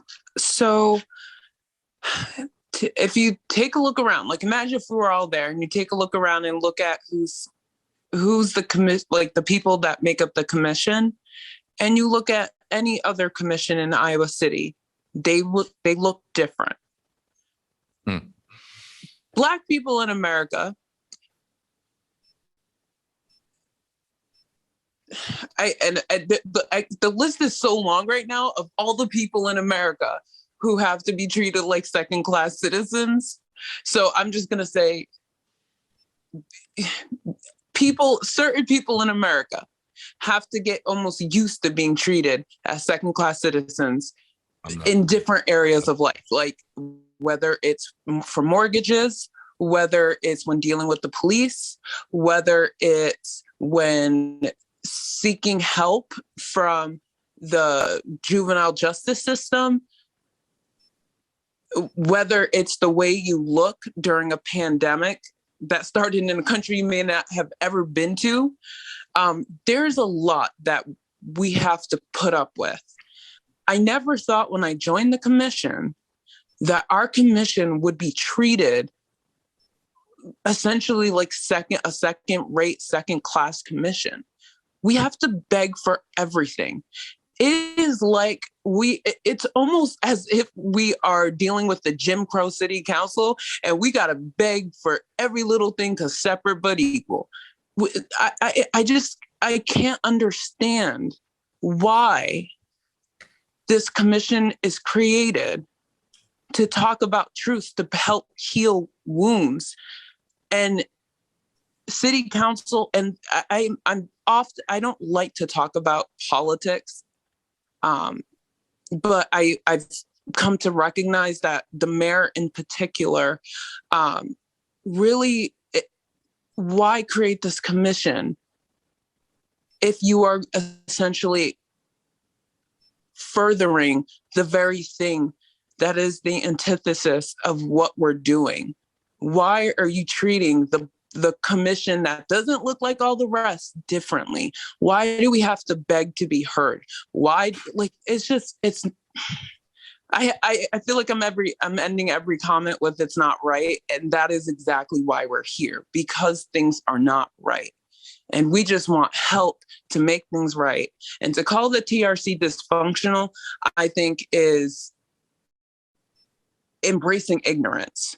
If you can sit there with a straight face at this point and call this commission dysfunctional, you're embracing your ignorance, and you need to kind of read up on things, or at least come to our meetings, because I think we are, for everything we've been through, we are a really good group of people who actually really care, and we take time out of our lives because we believe in this work.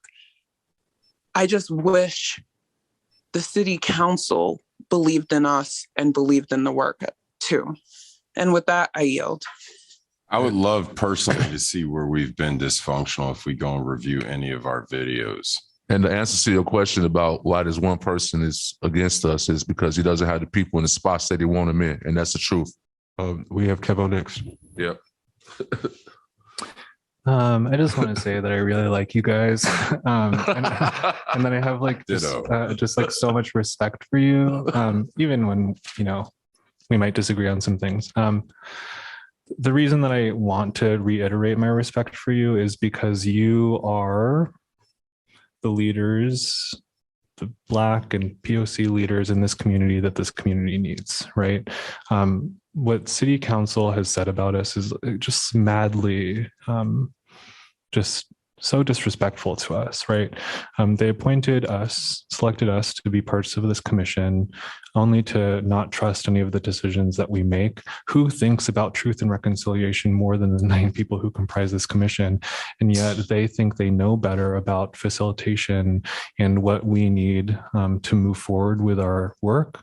And it's like such a bittersweet feeling to get the go ahead to continue doing our work indefinitely, because, I think that we all felt that we needed more time to be able to do this job well. But I also feel kind of stupid for signing up voluntarily to keep being bullied by City Council into being an ineffective commission. Thank you.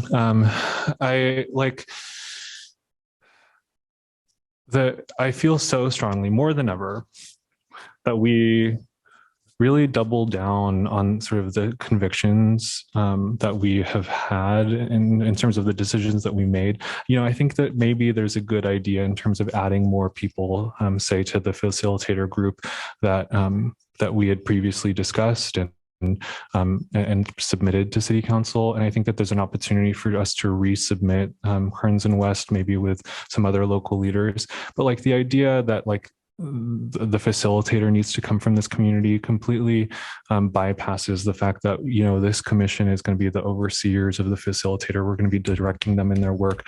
And, it's a disrespect to all of the work that we put into this commission and into the community that we're a part of.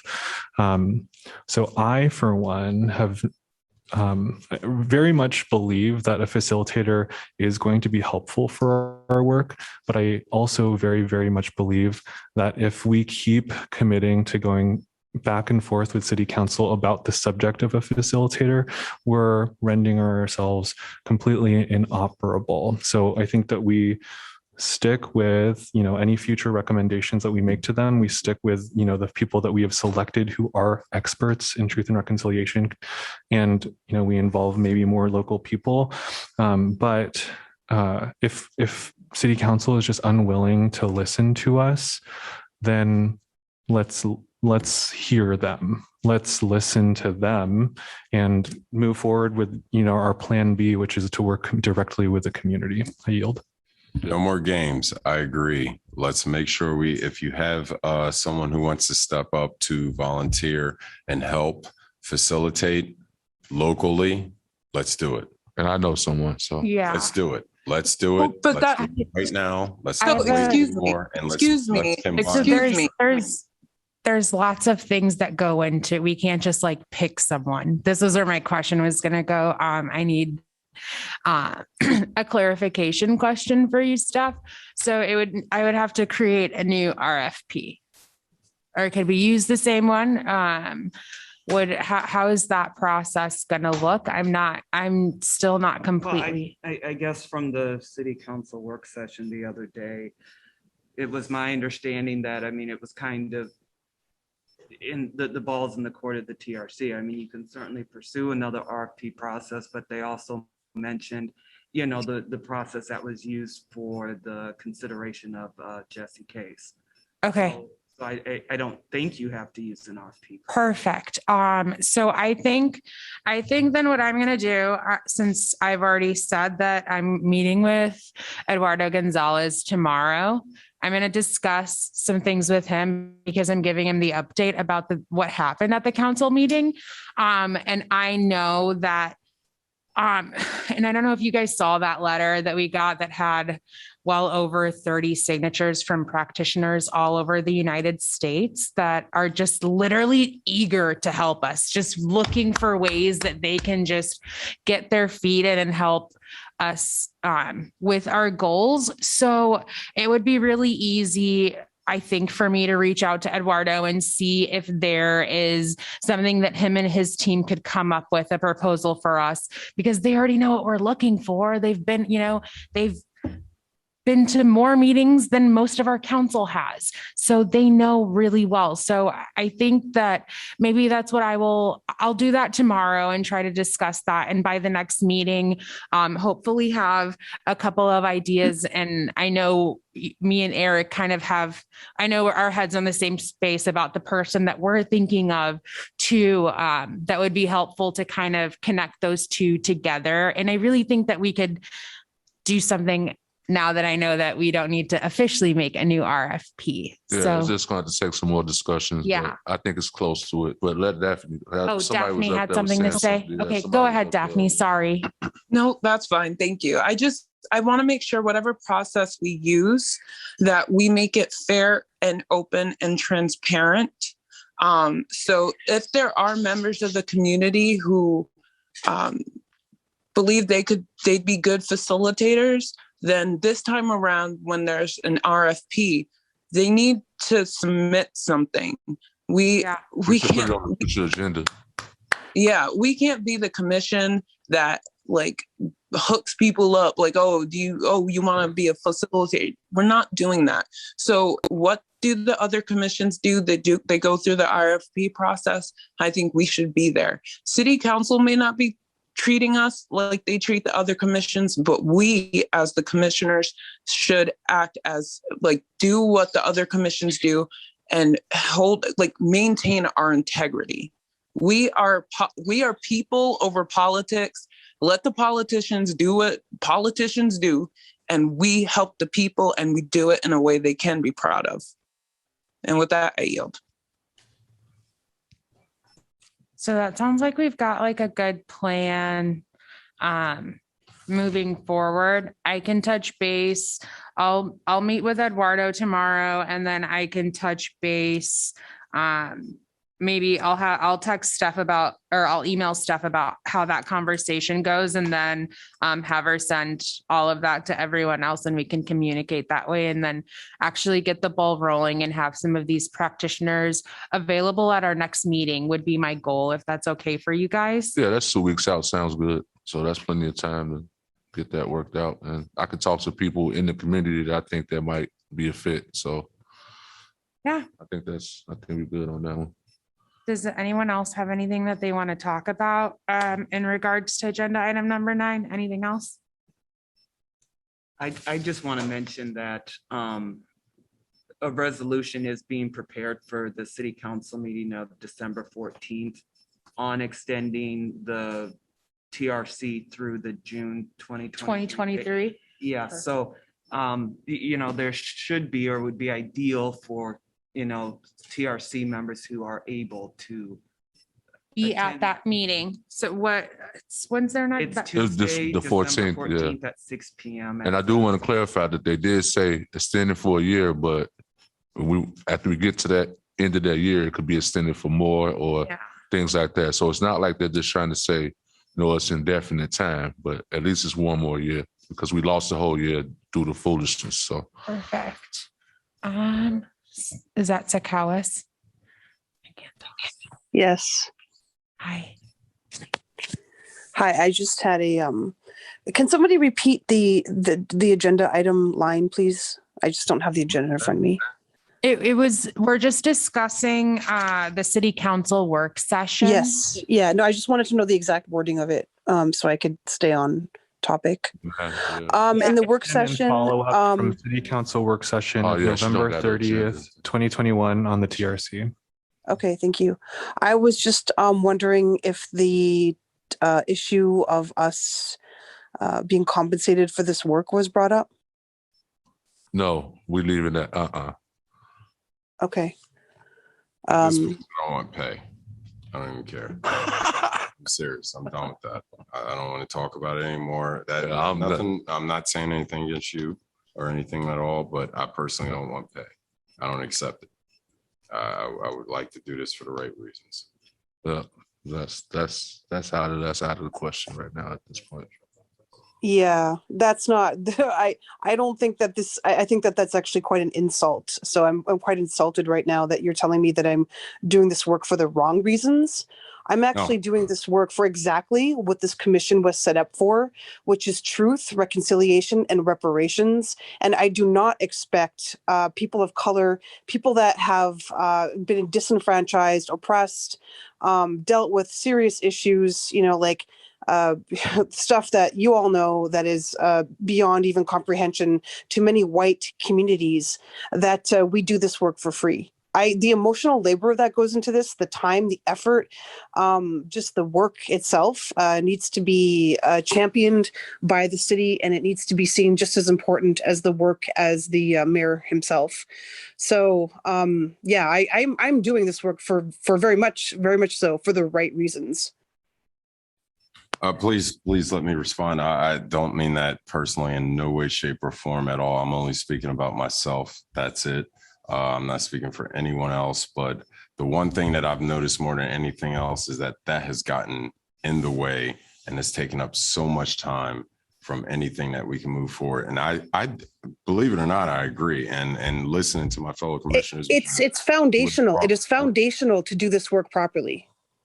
So if it's in the way of doing this work properly, then that is like a foundational issue that needs to be addressed right from the beginning. So they want us to do this work for free. And like, so they don't want to pay us. So then we just say, okay, well, we're going to do it for free. What does that sound like to you? I hate it, honestly, and I don't like it at all. But at the same time, the one thing I notice is we can get distracted and move off track immediately, and they use that as the only thing and the only thing we're going for and everything. And I feel like that has gotten in the way of our progress. And I don't disagree with you at all in any way, shape, or form, but I am so tired of. But we're not making progress if we're continuing to work in the realms of white supremacy. If we're continuing to set the pattern forth that this is what's been going on, and this will continue to happen. This committee should be working like from the very beginning on like the right ground, and should be the TRC itself is the Truth and Reconciliation. You absolutely have my heart with that. I just want to make sure. At the same time, I don't want us to constantly always get drug into the mud. So we slowly but surely have to fight a million battles that might not move us forward a little bit faster. Now, I don't disagree with you. I'm just saying, I feel like we have to be careful because they've tried to use that to shut us down all at once. No, I'm going to let Kevo go, and then we're going to move on. I just have a process suggestion. I think that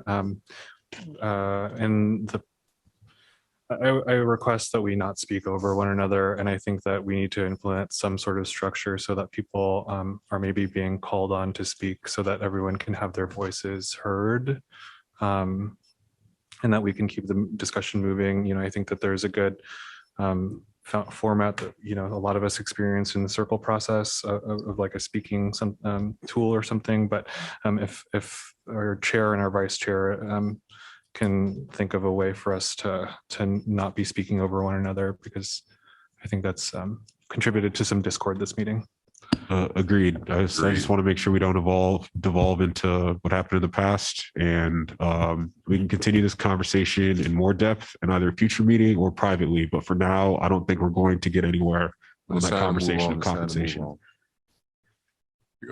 Agenda item number 10, updates on the progress of the Fund Excluded Workers Coalition and the American Rescue Plan. Do we have anyone from the public that would like to speak on this item?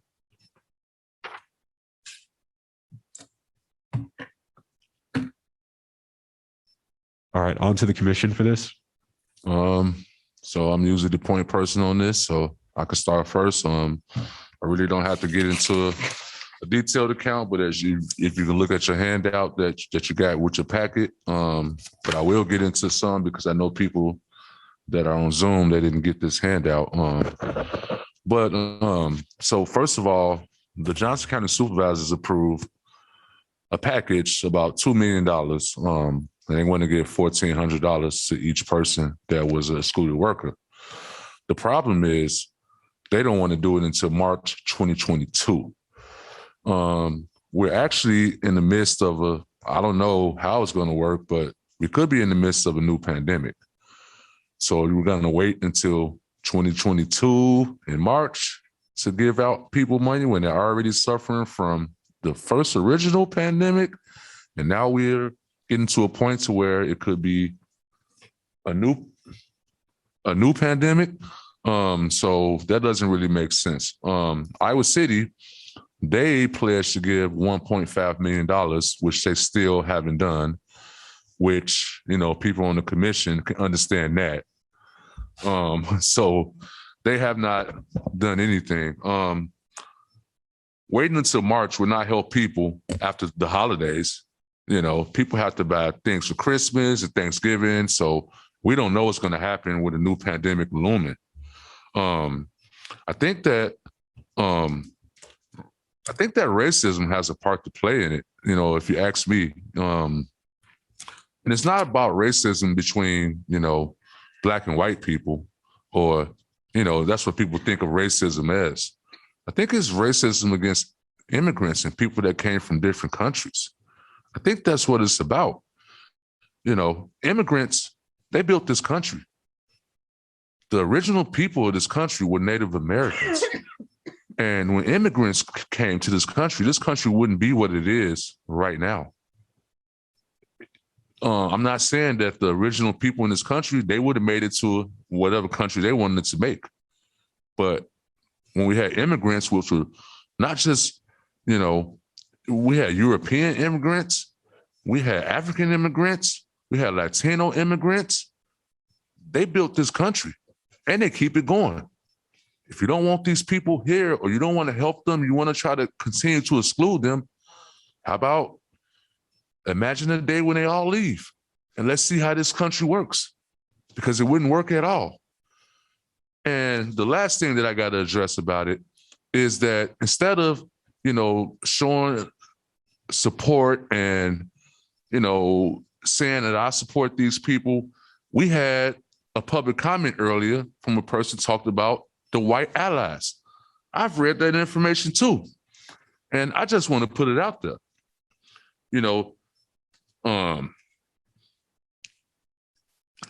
It says, this is a person that's a supervisor, and we don't have to say his name because I'm tired of saying his name. He know who his name is. Unfortunately, it has been made much more difficult by a group of white allies. What are white allies? What is that? What are you talking about? Are you talking about the Catholic workers who help these people, who help these people navigate things through the life, help them get their documents together, help them get IDs so they can do normal things and take care of their children, and they're white allies? You're just attacking. So how do we understand that when it's another person that's a white person attacking other white people by calling them white allies?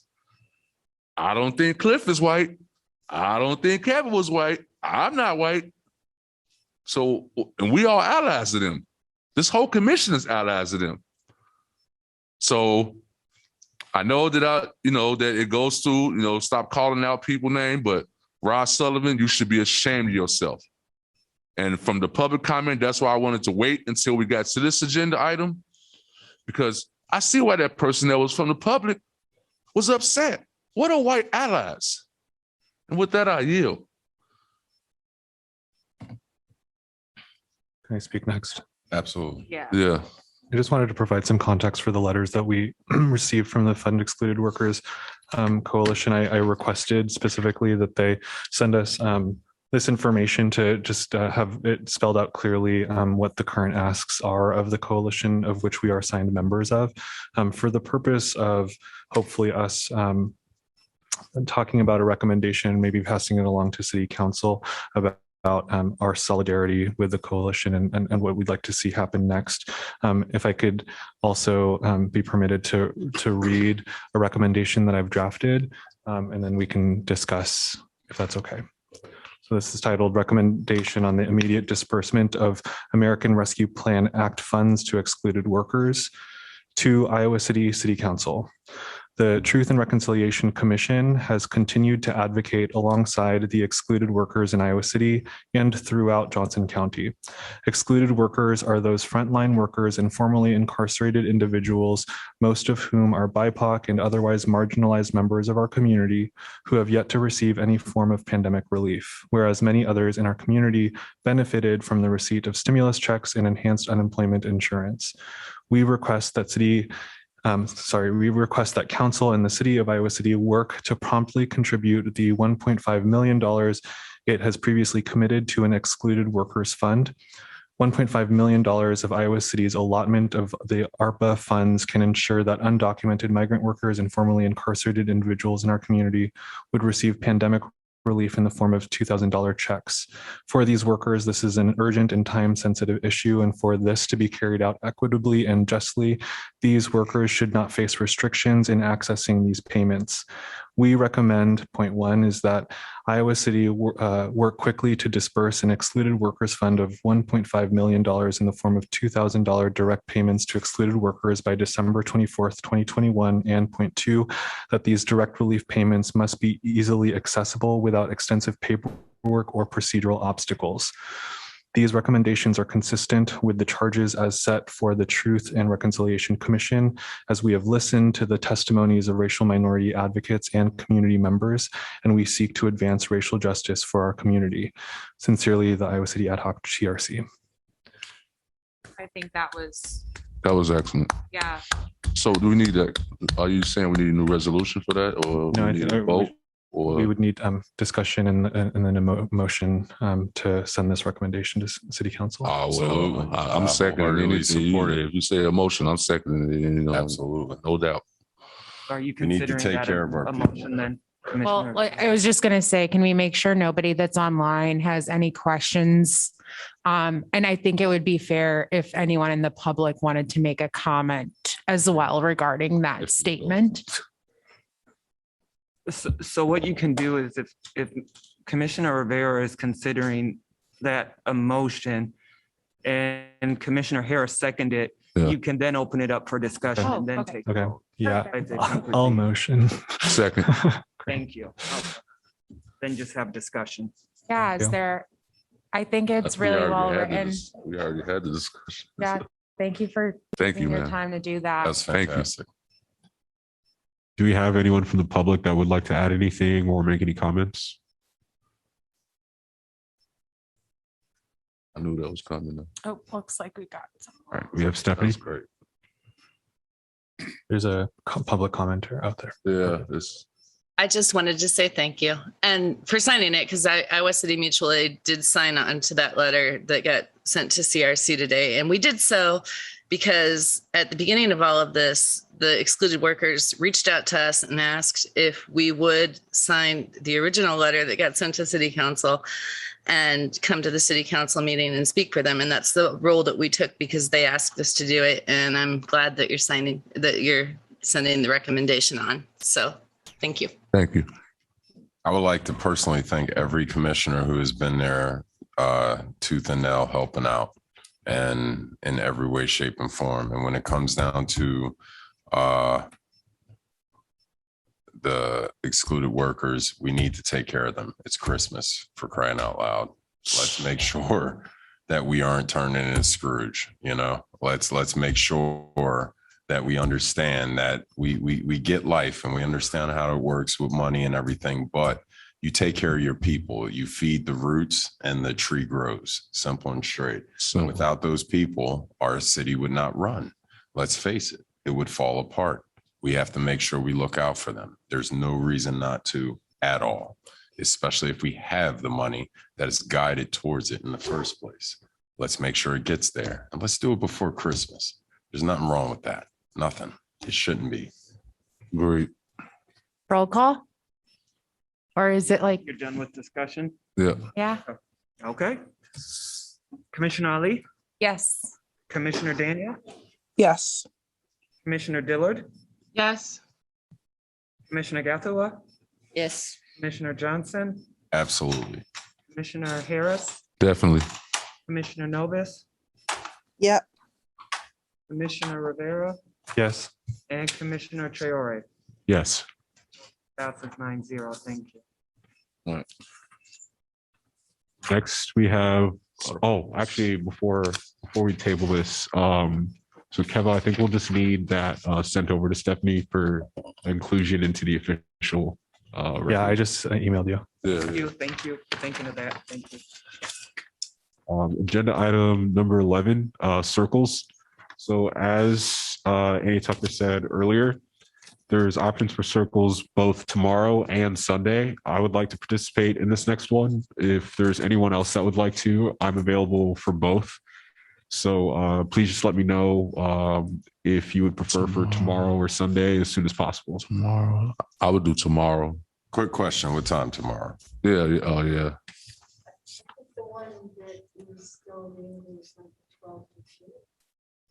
At Dream City? Dream City? Yeah. Okay, yeah. I And can what do that. time is I'm it on ready. Sunday? I'll be there anyway. What time's it on Sunday as well, if you don't mind me asking? 4 to 6. Good to go.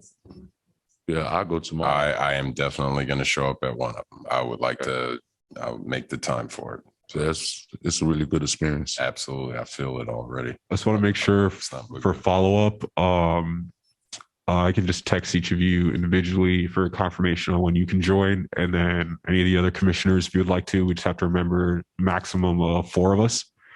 So whether that's tomorrow, 12 to 2, or on Sunday, 4 to 6 or 6 to 8.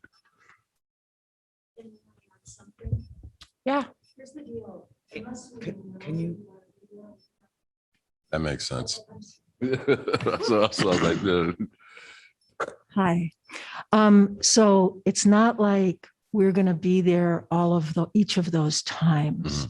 So it's like if it's tomorrow, as soon as you can let us know so we can be there, that's cool. Absolutely. And Annie, just while we have you up there, I just think it would be really important, since you've got quite a few people participating.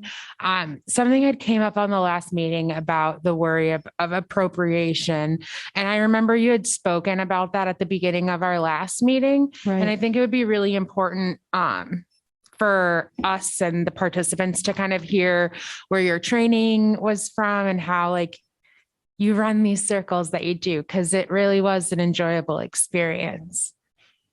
Okay, good. So thank you. I was trained by Kay Pranis, who was trained by First Nations folks in the Yukon.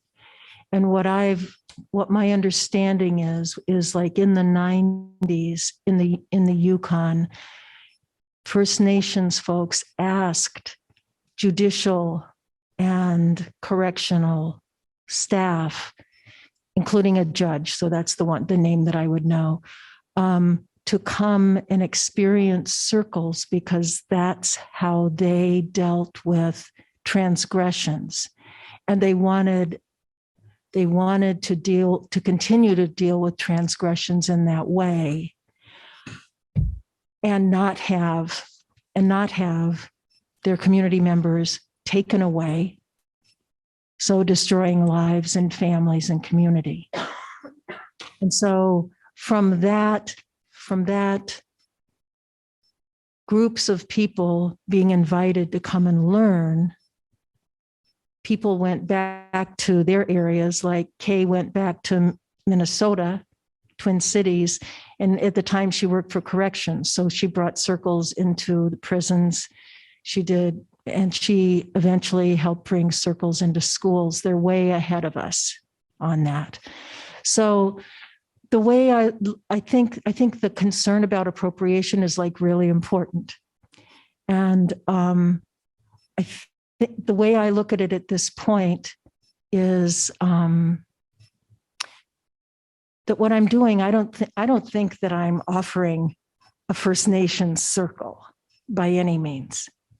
And the person who trained me is part of people adapting the process so that it works for folks who have all different kinds of life experience, which is what happens in a circle here. If we were First Nations folks, we would have had such a shared community, such a shared culture, like hundreds of years, thousands of years together, so that setting up a common culture for the circle, there's no need for it. But here, as folks experienced, we take some time at the beginning to really create agreements for how we are going to be together. And that's really a function of it being adapted for here. And so I don't come to this thinking I'm going to provide a First Nations process. Right. I'm providing something that borrows from it, recognizes power of it, isn't trying to replicate it, but is trying to bring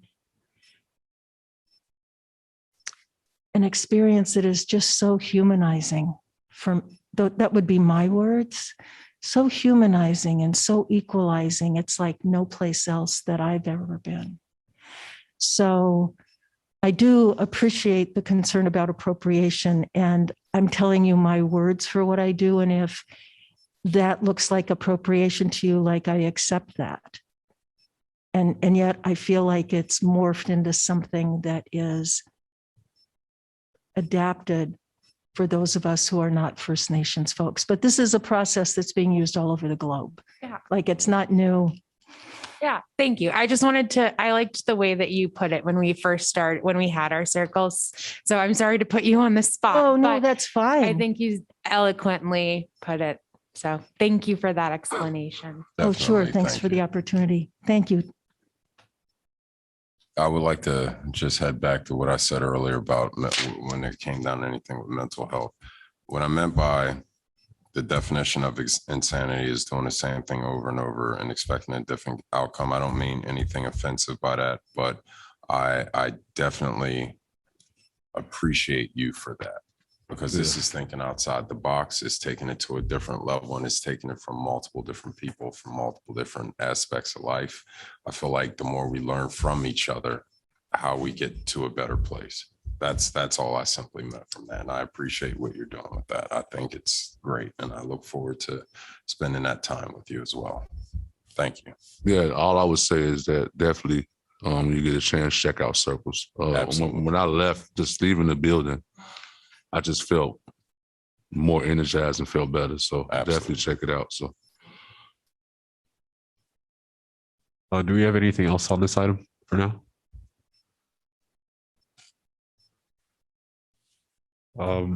We're on to agenda item number 12, announcements of commissioners, staff.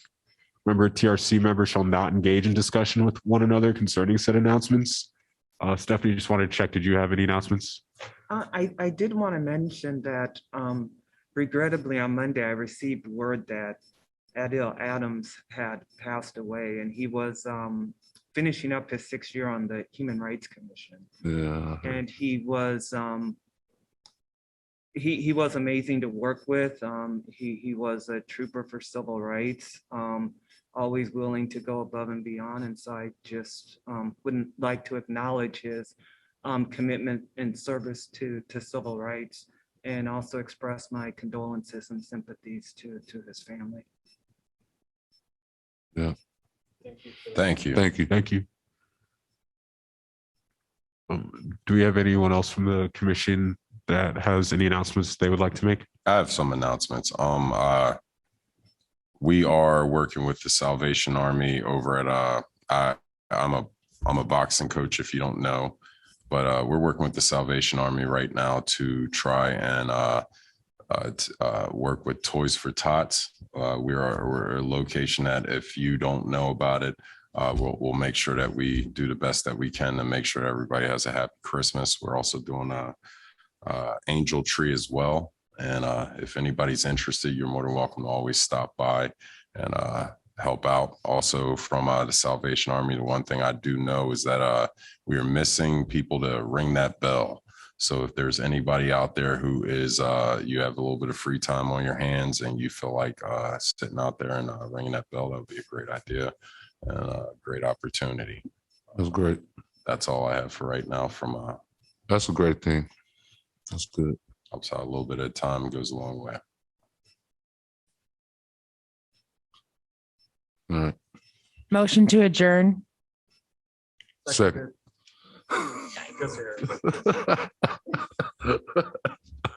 Thank you, everyone. With Yeah. that, we are now adjourned.